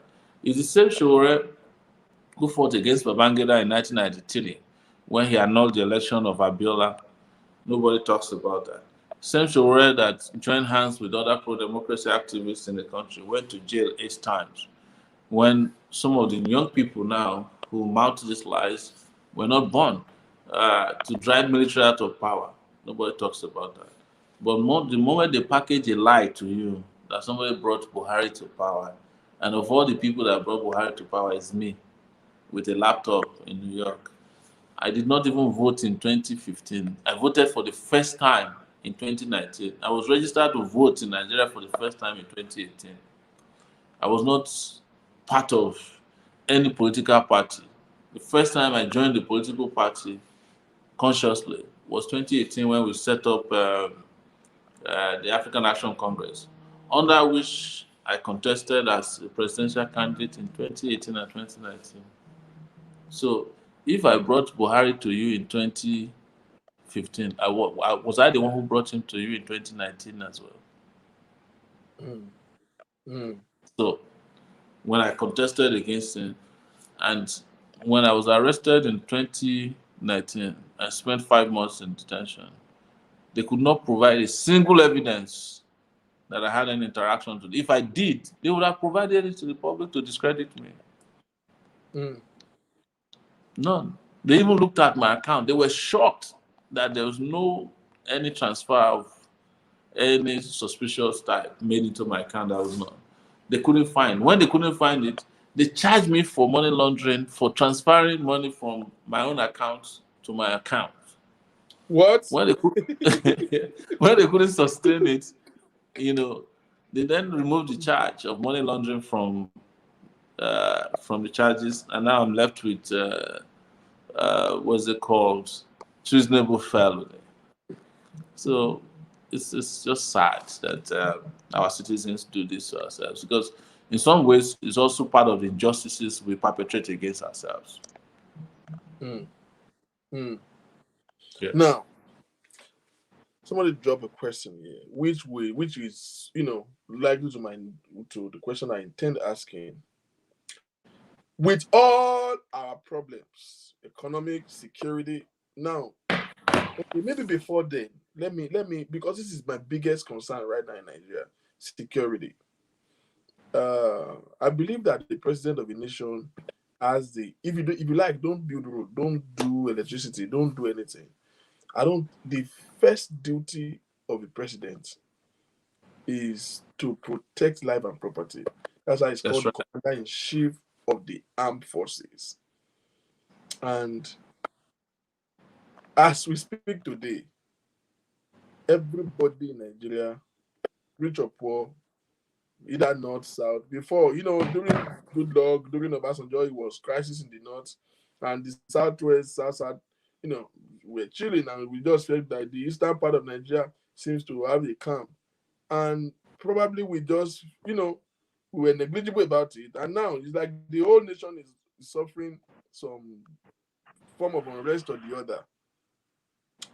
Like, do you think this is a political attack, or you think these all of these are does it what's your view about the security state of Nigeria right now? You made a point about the security of lives and property in the country. And you also mentioned that the chief engineer of security in the country is the commander in chief of the armed forces.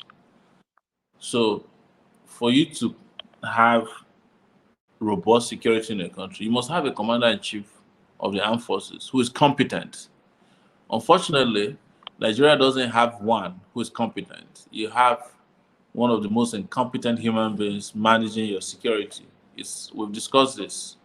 There's nothing that can replace competence. And what it does is it trickles down to everyone. at the bottom. Because when the commander in chief is not competent, he will hire incompetent commanders to run the various security agencies of government. And that's what you're getting in Nigeria. It's garbage in, garbage out. There's nobody in charge who is capable of managing the country, who's capable of commanding the commanders. This person you have, named Muhammadu Buhari, is one of the most incompetent human beings you can put in charge of anything. As we like to say here in Nigeria, Buhari is not qualified. Buhari is not qualified to manage a WhatsApp admin, the WhatsApp group. You know, Funny but true. yes, Honestly, it's not he looked qualified to less manage a than WhatsApp anyone. group. Mm. It's sad.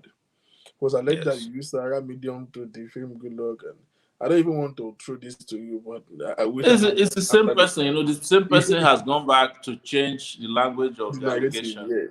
Yeah, It's sad, Like I I wish. said, this is the kind of injustice we perpetrate against ourselves as citizens. In fact, let If me you ask the respond to that of person, the question. Sahara Reporters is live online, tell them why we are at this show to bring one evidence of a story written to support Buhari or Sahara Reporters that the person alleges will bring Buhari to power. They will not be able to provide anything. She'll go back again and bring something because apparently maybe he or she is ashamed of what she did earlier, telling a brazen lie against myself. But it's fine. It's he or her fundamental right to express herself, and I respect that. But for those who might not know, it's false. I've never used Sahara Brothers to promote anyone. Sahara Brothers is known as an equal opportunity offender. That is why it is hated by the PDP and hated by the APC today in equal measure. So let me come from this angle to respond to Buke Jomo. Sarah Reporter is an online news platform as at this moment when Goodluck was the president. Let me ask you a very fundamental question, Buki. What would have been reported about Buhari then? Who was Buhari? Nobody. He's not in power, he's not in government. So what news would they have written about him? Now, this is the thing that we always get wrong.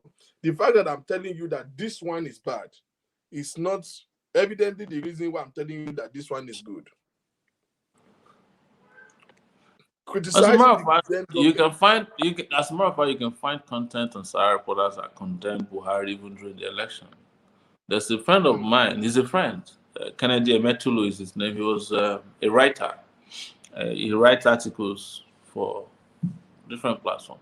He was supporting Jonathan, and he wrote constantly. You can search his name, Kennedy Emetelu. He wrote constantly, and was published on Sahara Reporters throughout the election, before and after the election. So that's just an example, right? When Buhari came to power and he was sick, it was Sahara Reporters that was reporting that he was sick. So this is what Sahara does. This is what it was set up to do. The allegation, because he said alleged, like I said, can't you be fair enough to do your own digging and find out? Because your first position was that, oh, Sowore brought Buhari to power. Then after I addressed that, the situation, the language has not changed to alleged because you're trying to be a little smart. But that's not what I'm here to respond to. I've responded to it in the best possible way I can. I understand where these things come from. It's a well packaged lie that some people fall for. But what would be said to defame Jonathan? Jonathan does not have the character. You can't defame somebody who doesn't have character. You understand?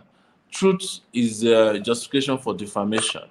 If you say I defame you, and I can prove in court that you are who I say you are, you can't call it defamation anymore.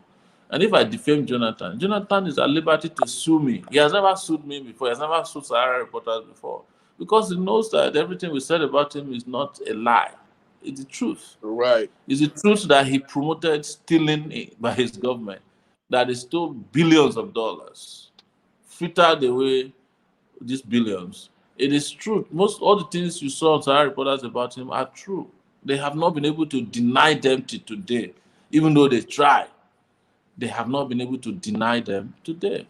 So to now bring them back in a public forum is usual, as usual what you guys do to promote mediocrity in Nigeria. Somebody is wrong because he says the truth about a thief who was president of Nigeria. You know, that's defamation. It's not defamation, it's the truth. Jonathan was a thief. Mm-hmm. And I'm saying it on this record. I'm in Abuja. Tell them to sue me if I lie about it. That Diziani was a thief who is still on the run since Jonathan left power in 2015. That his We're wife in the was a Dominican thief. Republic. Hmm. That they have recovered over $5 million from the wife that she stole while she was the first lady. Let them come and sue me if it is a lie. That Jonathan was called Mr. Fortunato in a deal they did with OPL 245, where he collected over $1 billion and shared it with his attorney general. Let them come and sue me if it is not true. So I'm here. I'm not in the US, so I'm not using the excuse of come and sue me in the US. I'm here and I'm talking to you from Abuja. I'm here in Abuja. Jonathan is Hmm. also in Abuja. Hmm. So you can go to the Federal High Court of the FCT court to sue me for defamation. Anytime. Hmm. Somebody said, what is Mr. Sowore doing to gather more momentum, especially youths and middle age in revolution movements? The youth are the strength of any nation, and I'm afraid our youth are getting carried away with frivolous activities of social media. This is a very good question. Erilaka Tabu. Uh, I like that alias name. Uh, you cannot force young people to do exactly what you want them to do. If wishes were horses, as Horses, they say, beggars will ride. if wishes were a horse or horses, as they say, I too would not have encouraged a lot of things that distract our youth. Things like killing yourselves over European or uh, English league that doesn't favor you when your country is burning down. Wasting your time on Big Brother Niger instead of fighting Hmm. power. Hmm. I won't do it. But you must also appreciate that people are so depressed in this country. They are so sad. They need an outlet to just make them feel good a bit. And I think that's why there's a lot of energy and passion invested in some of these distractions. You can't blame the youth all the time. They have nothing to live for. Sometimes they just need some fun uh, to just get by. It's the country has gone down very bad, really bad. Even in America, where young people have fairly secure future, they still get distracted. I remember in those days when we were going to school in New York, there's a joke that the moment an American youth, is handed a cup of coffee, internet, and the train tickets, uh, that they are lost. And I think it's still applicable to today. A lot of American youths are also still distracted by superficial things. Hmm. Hmm. Sir, now,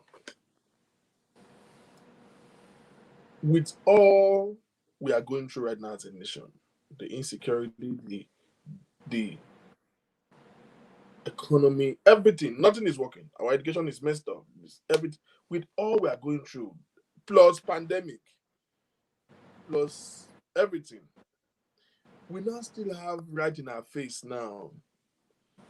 IPOP, Yoruba Nation, uh, what's the one in the north? One Nation. For the first time, most Nigerians are getting to realize that the conventional Hausas are not even enjoying this. Because you see, it's easy to assume that all the northerners are They are the humiliators of the rest of the tribes in Nigeria. But we come to realize that even the typical Hausa man is not enjoying this. They begin to speak up for the very first time and going against the Fulanis. So many people cannot even differentiate an Hausa man from a Fulani man. We just say the Northerners are the problem of the rest of Nigeria. But you see, we are seeing it differently. Now, this whole division in the face of decadence that Nigeria is suffering from, what's now, so many people are interested in knowing your stand. We've seen you identify with IPOB on different ground. We see you identify with the Yoruba Nation. Do you share their view ultimately, or you just giving a support for anything other than this government? So I share the view of the right to self-determination, that everybody has a right to decide if they want to stay in a country or not, if they're tired of that nation. I share that view. But I have a little bias for a African unity, the unity of Africans, to the point that it is one of my hopes and aspiration that the African continent will become one country someday.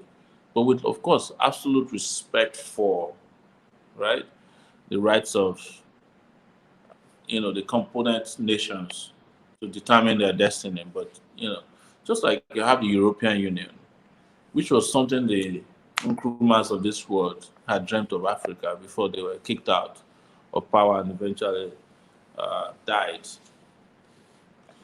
I also do not believe that it's going to be an automatic solution to our problems. At the moment we have Yoruba nation, suddenly we won't have bad roads anymore, or you have Biafra, suddenly your Mm, hospitals will be top notch, you have mm, electricity, there won't be corruption. I don't have that belief. I think it's an illusion that I do mm, not share. So mm, that's where I that's why I'm different from people who are advocating for breakup of Nigeria. And people have argued with me that uh, they believe that in breaking up Nigeria, things will be better in the component states. But my simple answer to them is look around you now. Who are your neighbors? Who are your leaders? Are they mm, better than the leaders of Nigeria at the center? Who are your governors? Who are your councillors? Who are your chairmen? Are they better than the people you are running away from? So if you run away from Nigeria, are they not going to follow you to your component states, new states, and mess the place up? That is where we disagree. And nobody has been able to answer that question. They said to me, well, when we get there, we will deal with them. I said, mm, why are you going to deal with them? If you have a new Yoruba nation today, the most likely richest person in that new Yoruba nation will be Bola Tinubu. mm, Richest. It will be these same guys that we are dealing with at the center. You will still mm, have an MC Oluomo in the mm. Yoruba nation. And several of these powerful individuals who are trampling on your rights now. How do you get rid of them? Mm. So it was the reason why I proposed a revolution. That after a revolution, these people will either have run away or they have been humbled to the point that if you then break up, you'll be at peace in your various new nations. But if you So don't there should have be a revolution, revolution before the old talk if you of have a regional revolution, autonomy. if you have a revolution in Nigeria today, successful revolution, Mm. you won't need to break up Nigeria. You will discover that Okay. a lot of people who are asking for a breakup are merely asking for justice. I live in Abuja for 2 years now. My little research shows me that some of the most successful businesses in Abuja are owned by Biafrans, as we like to call them today. Mm-hmm. I'm not sure that they want to carry these things in a bus or a truck and And move it back the, to Niger. move Mm. to Biafra. They love it. They love to do their business, but they are choked because of the kind of leadership we have. And they exist in Kano. There was a story I read in a place in a border town between Borno and Cameroon. The last person there who is not Boko Haram is an Igbo man selling drugs, selling a pharmacist. Mm. So there's a joke also all over Africa that if you go to any country in the world and there's no Igbo man there, you better run. That means you can't survive the place. Right. So the Igbos have conquered the world, but bet me they love their villages, they love their culture. I love it too. The Yorubas also have done very well for themselves all over the world. But all of us have one single problem. There is social injustice reigning supreme in our world. And at this point, it has been escalated by this criminal, Buhari, in power. He's not showing any sign that he even has any pretense about how he treats people, whether you are Igbo, Yoruba, or Hausa, or even Fulanis. But of course, there's evidence that he prefers and loves his people better than he loves other people, that he loves his religion more than he loves other religions. In Mm. fact, there's evidence that he loves his sect of his religion more than he loves other sects, because he's the first Nigerian leader to carry out a massacre against a religious sect known as um, the Shiites in Zaria. So Buhari makes it easy for everybody to want out of Nigeria. But my point is, if there is a revolution and we can get rid of all the Buharis in our lives Mm. and every other person that is out there making our lives miserable, Mm. we'll probably not be asking for a breakup of Nigeria. Nigeria is not that big. Well, it's not even that big. It's easier to explain this to you people in the US, the people in the US. There are 50 states in the US, continental US. I think there are territories as well, Puerto Rico being one of them. One state in the US is bigger than Nigeria out of the 50. Mm-hmm. And the US 50 states is governed by a president. But the US is a federation to the extent that even federal courts in the US have different rules in different districts. The libel law, defamation law in Texas is different from that of Maryland and that of New York. Mm. You understand? Even criminal offenses are different from, They're they different. differ from state to state in terms of gravity, punishment, and sentencing rules. So that's how federations work. So we need to put in place a federation so that as federating units, we can deal with our differences in terms of culture, even religion. So some people, if you go to, I think, Michigan, it's a crime in Michigan to engage in adultery, but it's probably not a crime in New York, right? Because it's a federation, right? It's federating units. So if people in Kano choose that they don't want mannequins in a federation, they can have laws that don't allow mannequins. But there will be a general federal law or constitution that says if you don't want mannequins, it doesn't mean that if I have a mannequin at home, I've committed an offense. Or we can challenge it at the federal court or the Supreme Court, and the Supreme Court says everybody has the right to put a mannequin in front of their store. There are states in the US that support abortion. There are states that don't support abortion. Right. Yes. So that's what federating units are about. That's why I'm in support of really federating Nigeria. Uh, and also some measure of resources control in Nigeria. But the truth is that for all these things to work, you need to have a revolution first. You have to have a new constitution first. You cannot amend a constitution that was not legitimate. It's like building something on nothing. Do you understand what I'm saying? Mm. Mm. That's where people get it wrong with Nigeria. Um, for people who support that we break up, I have no problem with you. I don't. It's just my preference that we don't. And you can blame Mm. it on my exposure, having traveled around the world. That I probably prefer countries that are integrated than countries that are isolated.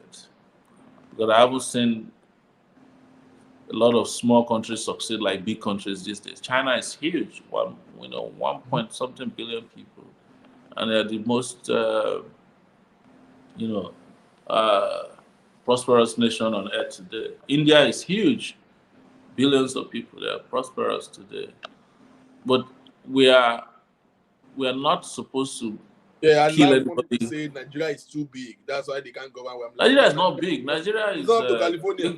you can fly. No, it's twice the size of California. I studied geography, so I should know. But it's just 75% of Texas. You understand? Texas. Yes, you can fly from one part of Nigeria to the other in less than 1 hour, 10 minutes from Lagos to Maiduguri. Two extremes. You can fly in the US for 6 hours from one extreme to the other and not make it to your destination. Definitely. I flew from New York to Arizona once, 6 hours or 5 hours something, and I was like, "Am I still in the US?" I kept looking out of the window, and still the continental US. So, that's the truth. You just have massive country. The moment a country is well managed, space becomes an advantage. But if it is badly managed, even if Nigeria is broken into 30, 36 countries, there will still be problems. As long as you don't have the right kind of leaders running Nigeria. So what you hear people who want secession complain about is leadership. They just want out because it's like you're in a bad marriage, right? You want out of the marriage without even thinking about who your next wife or husband will be, if it's going to be better. You understand? And there are people who will say to you, oh, maybe, the size of the house does not determine whether marriage is bad or not. You can live in a mansion and have a bad marriage. And you can live in a Definitely. room and parlor and have a good marriage. You understand? And vice versa. You can also live in a mansion and have a good marriage if the characters of the two people who are in marriage matches. So that's the point. I was only going to give you 2 hours, so we should be wrapping up. I We have have a another caller on event the phone. So, coming up. hello. Yeah, good afternoon. Very quickly, we're about to go. Yeah, Mr. We can hear you. Hello, Mr. Victor. Yes, we can hear you. All right. Well, thank you so much, my brother. I'll be glad to come back on your show. Right. Yeah, thank you to very everyone who is watching and listening. And I hope to see you guys again. Thank you very much, sir. It's so good. Anytime soon, if we survive here in Nigeria. When this regime is finally kicked out, we will issue out a survivor certificate to every Nigerian who survives Buhari. That's a joke that's prevalent here. Thank you, and good evening from here. Thank you very much, sir.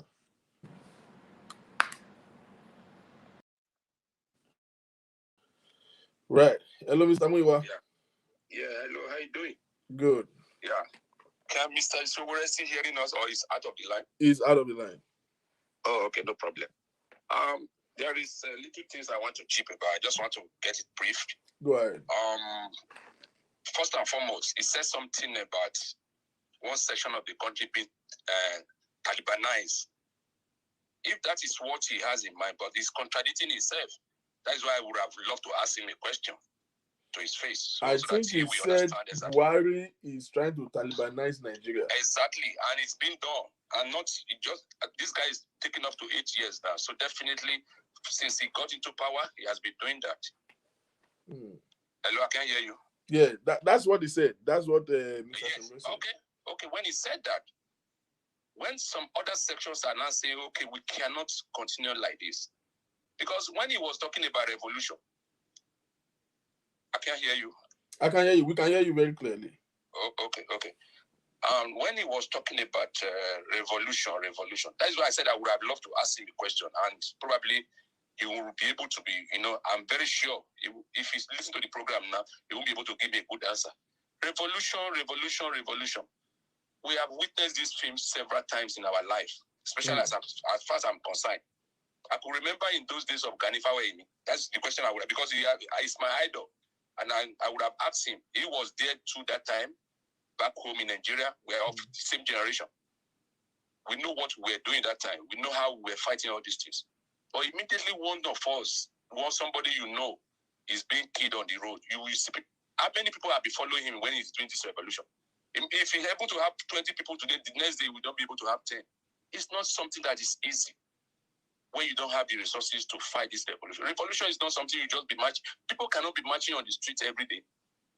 They will be thinking of what they left at home. Their parents will call them, come back home. Don't let somebody kill you. That is the problem that's where we got stuck. Everybody think we need the revolution, but nobody want to risk their life. To do it. Everybody want to go to heaven. Nobody's ready to die. Exactly. So the question is this. This is where I have been saying it. You see, when he said, even I would have asked him a question again, because we hosted him here. I was the one that raised the question. I said, Sowore, I know you very well. You can't make this thing. It's not like I'm trying to be somebody that saw a bad dream about you or whatever.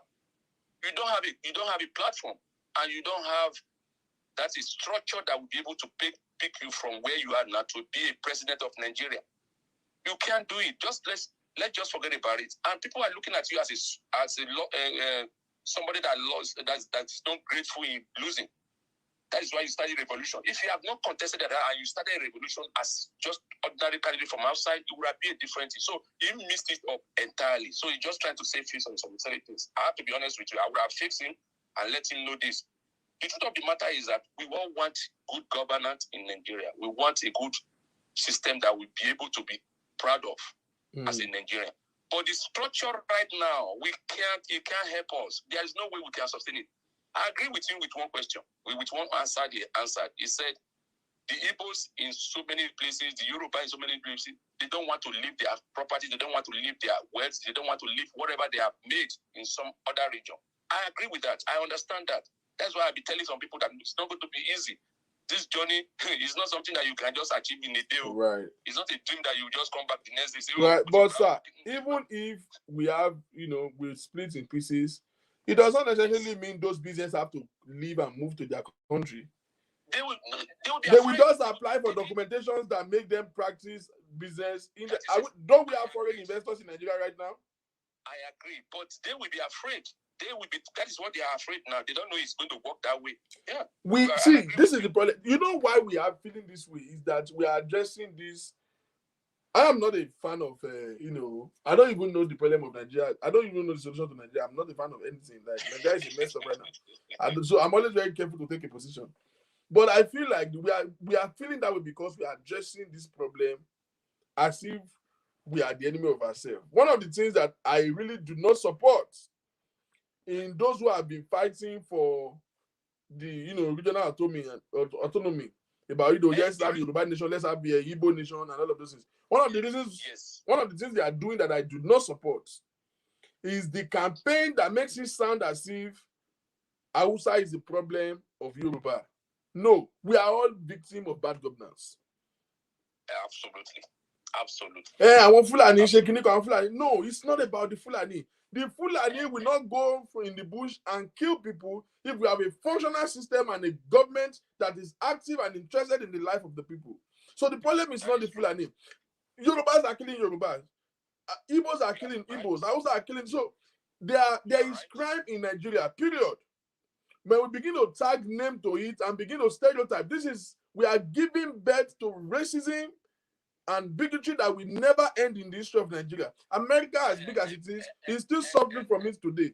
Now, so if we end up having Yoruba nation and Igbo nation with the right mindset, Igbo will still live in Lagos and do business in Lagos, just get the right licensing and the right visa. The only thing is you will need a visa to live in Lagos.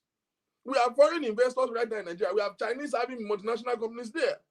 But if we break out and have Yoruba nation and Igbo nation, Biafra nation and Ariwa nation, with a mindset of these people are our problem, that is when they begin to feel unsafe to live and work in these countries. Okay. Hausas is not the problem of Yoruba. Fulani is not the problem of Nigeria. Igbos are not the problem of Yoruba.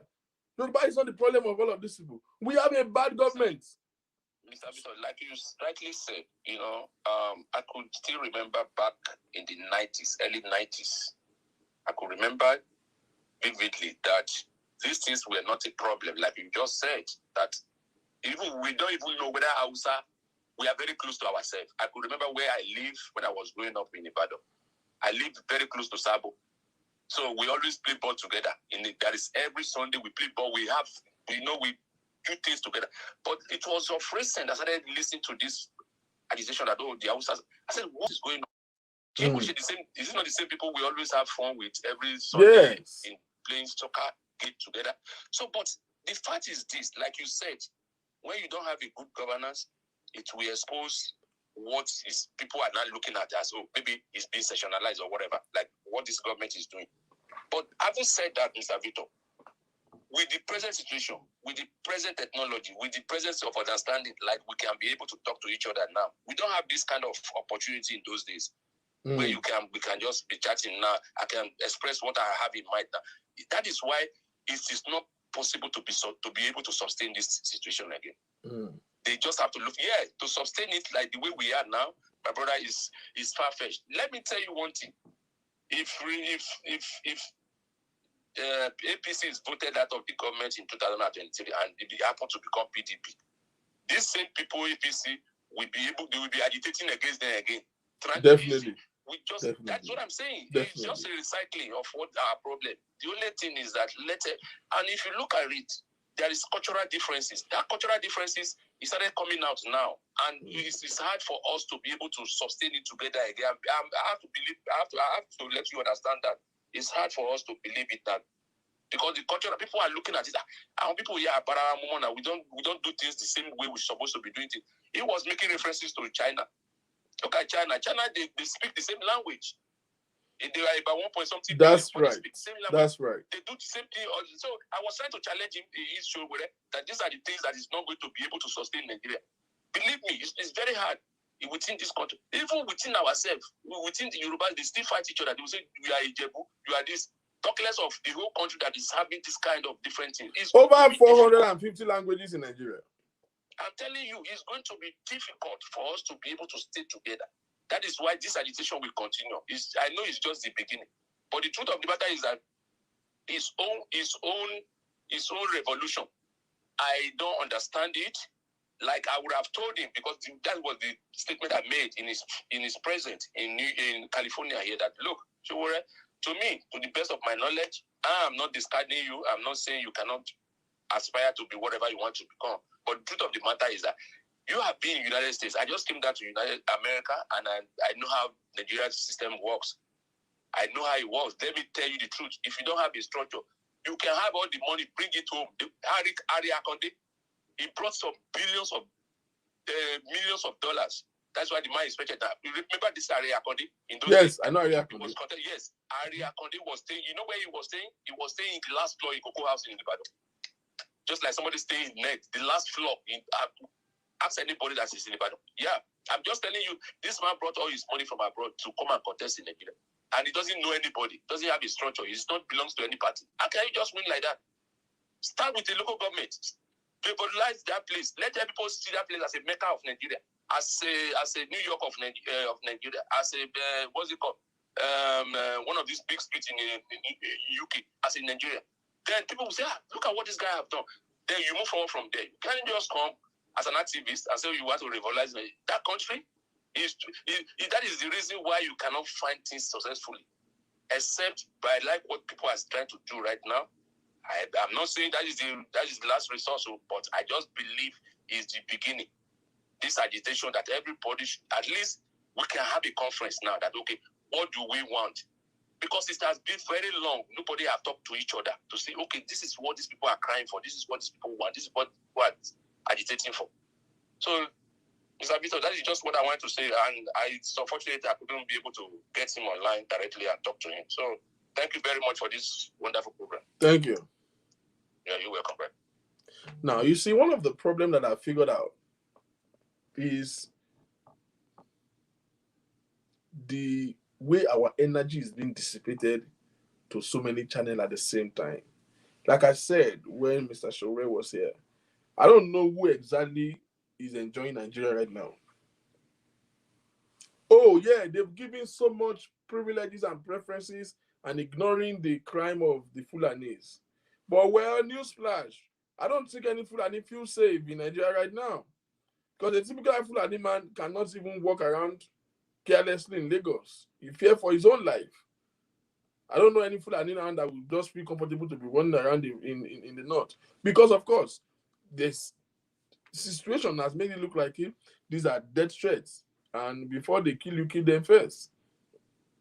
I don't know how many Fulani must have been niced and, harassed and assaulted, probably killed innocently because some other Fulani have been killing. How many of you saw the video in Jos where like 2-3 buses filled with Fulani people who went, and for a function in Bauchi State, were returning back to Ondo State, and the bus were stopped, and these people were massacred. I am not of any tribe in Nigeria. I'm a Nigerian, period. I will not support anyone who support killing of a Fulani man, irrespective of what you think they are or who you think they are. I'm not going to be part of killing, period. I don't want a Yoruba man dead. I don't want an Hausa man dead. I don't want a Fulani man dead. So one of the things that I have strongly opposed in the agitations for, all these tribal interests, Yoruba Nation, IPOB, is how the hate speech that condemn another tribes or blame another tribe for this government. No, I really don't think so. Because you see, that's going to be the reason and the beginning for our problem. We need to be careful what this movement can give birth to. Even when you finally have the Yoruba Nation, you are not, like Mr. Sowore said, Yoruba Nation is not the solution to our problem. It might give us more reality into navigating to our solution. But it's not necessarily the solution. There's nothing that guarantees that if we have Yoruba Nation today, Lagos will be better than what it is. Hey, if we have Yoruba Nation today, we are still going to have the same Yoruba corrupt leaders. They are still Yoruba people. We are not going to kill them. Most likely, 9 out of 10 times, they are still the one that will be in the ends of affair. They're still going to be in the seat of power. Yes, but hopefully they feel like, okay, when we break into smaller, entities like that, maybe there will be more, a compact system that can have a proper oversight of the government. Yes, I am not against those agitating for regional autonomy. I'm not against it. Neither am I in civil force. What I am against is how they are going about it. So many people have accused me of condemning Yoruba Nation or criticizing them. I don't criticize. I'm not against them. I am not against Chief Sunday Igboho as a person. I am not against him. Those who knows me knows that I have given him credit many times. They don't see when I give him credit. It's when I criticize him that they always see. And that's normal. And for me, I've gotten to a point, I don't give a shit about what anybody feels. My position is my position. You don't like what I say, get out of my page. I'm not struggling about that. But you see, my problem with them is how they are going about this and the consequences that we might leave behind. We are suffering from bad system. I feel that if all of us as a people can come together as a Nigerian, okay, yes, Sowore is leading revolution, and some people are leading Yoruba Nation, and some people are spreading Igbo Nation, and if we can come together as a people to fight bad government, this energy is being dissipated, scattered around everywhere. It doesn't make sense. That's why we're not going to achieve anything substantial. There is none of this pressure group that has the capacity and the capability to stop this government. Hear this and hear this very well. Yoruba Nation will do nothing, and I repeat, nothing substantial to stop this government. This revolution now will do nothing, evidently nothing, to stop this government. We're just going to be disrupting and just be in the talking. Nobody can still stand the DSS. I mean, evidently the Yoruba Nation has made us see that, because that's like the biggest defense. Oh, these ones, they have traditional powers that they are going to use to fight the government. They are going to. That's what they have promised us. Unfortunately, they don't have an integrity to even keep their promise. By the time it's first month confrontation that came to them, here we are. Yoruba Nation now is whispering. Yoruba Nation. It's sad. So the truth is, they don't have the trappings. They don't have the machineries to disrupt this government.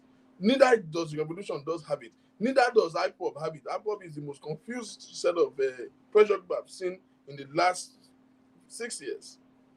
They're confused. You know? But if all of this energy, IPOB and the Yoruba Nation and the Revolution now can have a strong alliance and create a force, and we can move as a people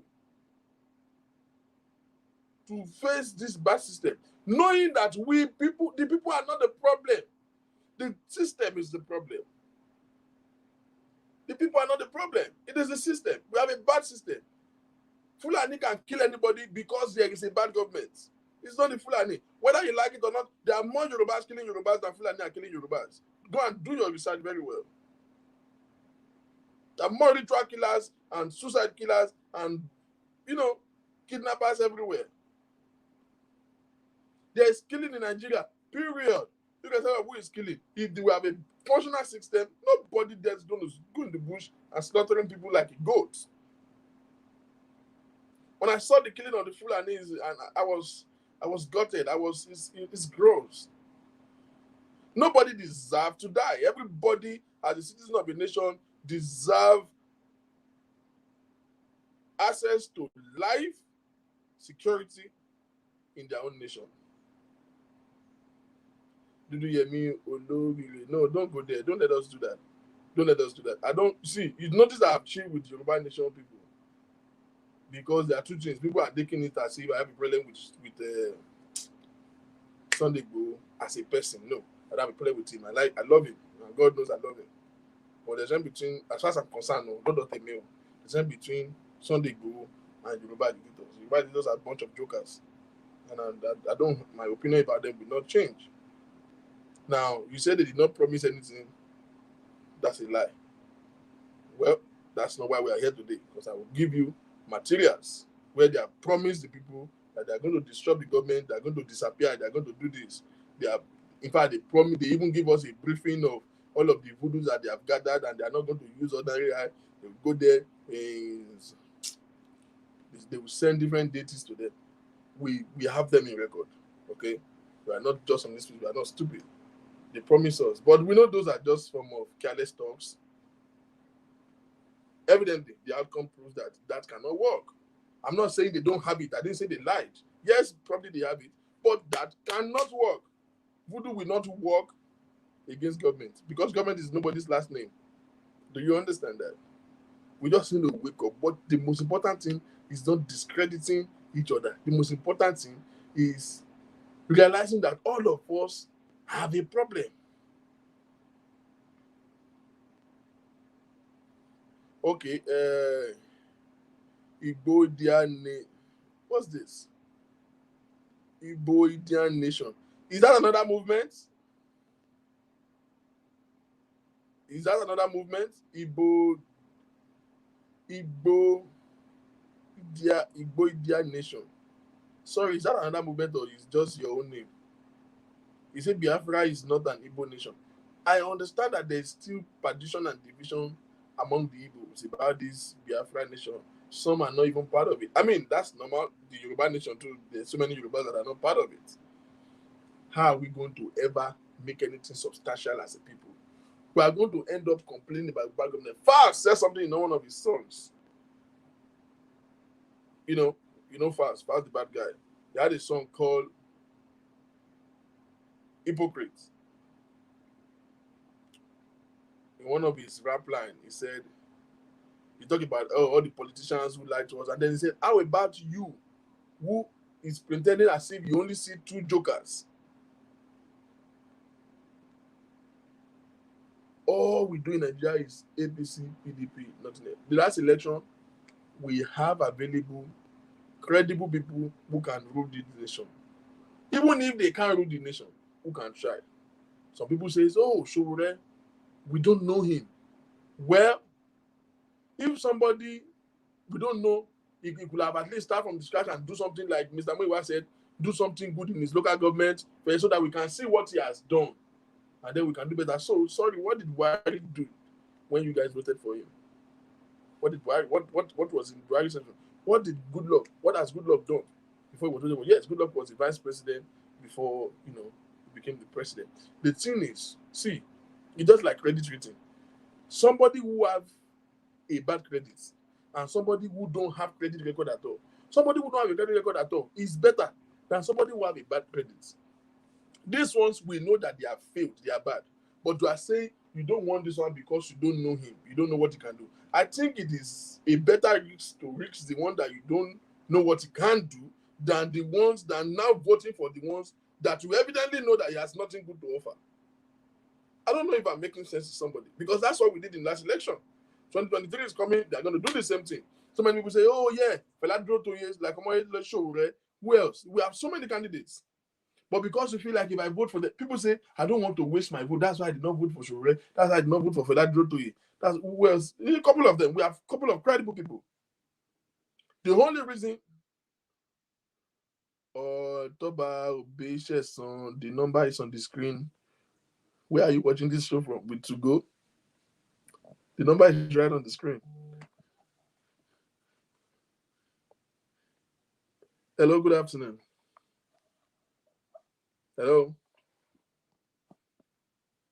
Hello.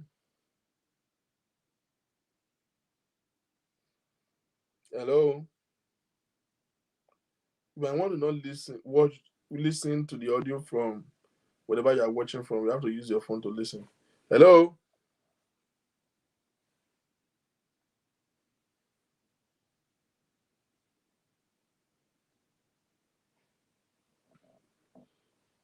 The Ibibo IFFK Anang Ijo Ogini Igbos, which the Biafra included in their country. Okay, I get your argument now. Igbodian nation. Igbodian nation. He said it's Ibibio, Efik, Anang Ijo Ogini Igbo, which the Biafra included in their country. I bet not. Somebody called me Biafra one time and I was personally offended. Because I'm from the South. I'm not no damn Igbo. I don't know why they did that. I understand your argument. I don't know why they did that for the most part. I think they're just trying to gather number and create momentum. They're just trying to gather number because those are actually not Igbos. The South are the South, the South, Edo, Delta, Rivers, Akwa Ibom. All of those are South. They are not Igbos. I know so many Yorubas don't know that. Yoruba are a very funny set of creatures. Once you are not Hausa and you are not Yoruba, they just call you Omo. All my growing up time, people call me Omo and I'm like, I know them Igbo. Toba Obicheson, the number to call in is right on your screen. Somebody was calling me now. I think he was calling on a regular call. I think it's just safe to dial on WhatsApp. It's better than that.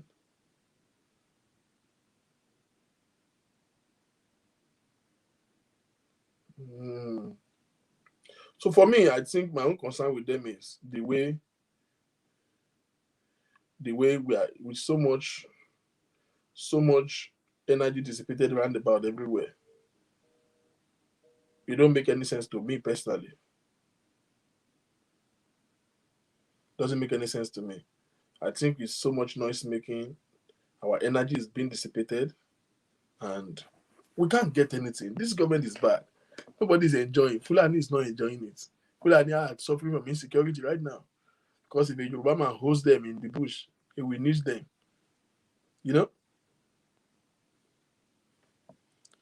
Nobody's feeling this. Nobody. I don't know how somebody did not see the number to call on this screen. This is the number to call right on your screen. Maybe that would be better. We're almost shutting down though. We're about to go. That's the number to call right on your screen.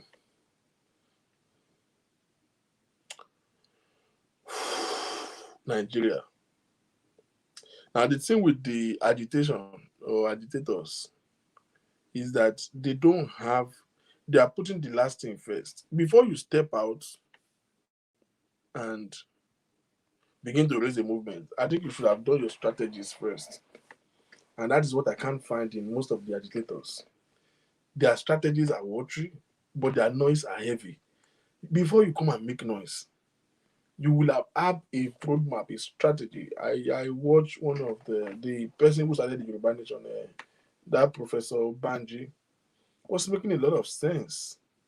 One of the things that I would personally advise for starting the Yoruba Nation is to get more enlightened people, not all these referrals that are mismanaging them and misrepresenting the agenda. I think so many of the people who are speaking to the media on their behalf are actually speaking heresies and speaking from the point of ignorance and high volume of mediocrity.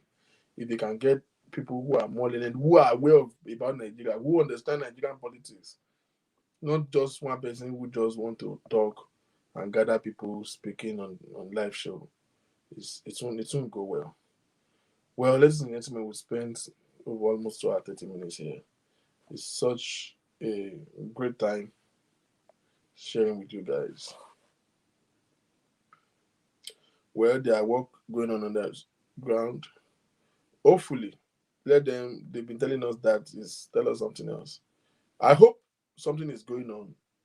I hope that they can come up with something more, more solid. I would personally love to support the Yoruba education, but the way they're going about it, I wasn't feeling it. And I was like, no, this is wrong. And then they have these bad habits of you can't have your opinion. You can't share your opinion about the agitation. You can't say, okay, I don't think this is cool. Why are we doing this way? Everybody will attack you. As if, no, it doesn't work that way. You cannot be fighting oppression and be an oppressor. Because what the Yoruba nations were doing at some point is that they're becoming an oppressor themselves. How do you show us that you're better than what you're trying to fight? So I hope they can do better. I hope they can strategize. I hope they can revitalize. We've not had anything about Chief Sunday Igboho's case. Hopefully that things are working out. I wish he get out of this. I hope God help him, and I hope he see from a clearer perspective. I don't know when I'll see y'all. I'm going to have a very eventful week. Okay, yes, we have a caller calling. Hello.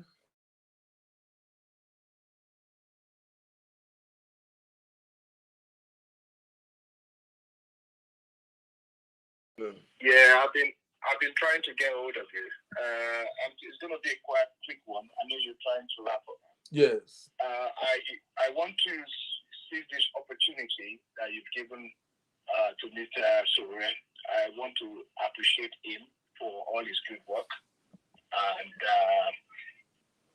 he's been a strong man, and he's a strong advocate of human rights in Nigeria, and I think we need to appreciate him, and we need to support him.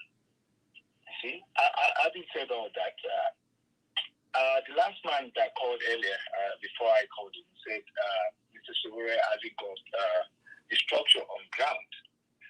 However, it appears he is the only opposition for the Nigerian government as we speak. So you see, that's why I find it laughable when we try to condense the good work Sowore is doing. If you go to Nigeria now, as far as opposition is concerned, and in terms of who is actually speaking for the masses, it's only Sowore. All the political parties are nowhere to be found. Even PDP, the political opposition is not even there. And in terms of who has actually put more support towards Yoruba nation, how we even say is actually same Sowore. We see his work with the 12 people that were arrested in Abuja, and all the people making noise online, collecting money, and not even on ground in Abuja with all the money they've been contributing for the last few months. That's right. Are you following me? That's Sowore right. is the one that is on ground for Yoruba nation. See the irony of the whole thing. That's right. All of their speakers making out saying they're going to one embassy. None of them showed up. None of them. And it's the same Sowore that went to the lion's den, videoed. Even those people, the Yoruba people, he was even arrested that morning. They quickly released him again. He was arrested.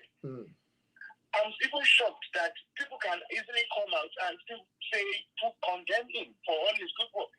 Yoruba nation should even be appreciating what the good work he's doing. Because as far as I'm concerned, he's the only opposition in Nigeria that is actually speaking. His voice is even louder than those people that are making noise online. Because he goes actually to the lion's den. He goes in person. He's not just talking. He's in Abuja, the government seat. He's been arrested on I can't how many court cases he has appeared this year alone. We see it online. We follow him. And when you compare all those people that are abroad making noise, collecting money, they are collecting money. So where is the one that we are not even given this? If we give acts of support that they are giving the Yoruba agitators to Sowore, he would have done a far more job. I think that's where we are getting it wrong, and you can see the total collapse of Sunday Igboho being arrested and everything just one arrest. Just one arrest. And they are promising they are going to take away nation. Does that mean the whole campaign is solely resting on one certain individual? And we can see Sowore's movement. So when that man was saying he hasn't got a structure, he's doing his own thing. He's got the political structure on ground because as far as I'm aware, Sowore has actually registered a political party. Somebody who has a political party. He's got his own political. So it's we the people that actually letting Sowore down by not lending our support to him.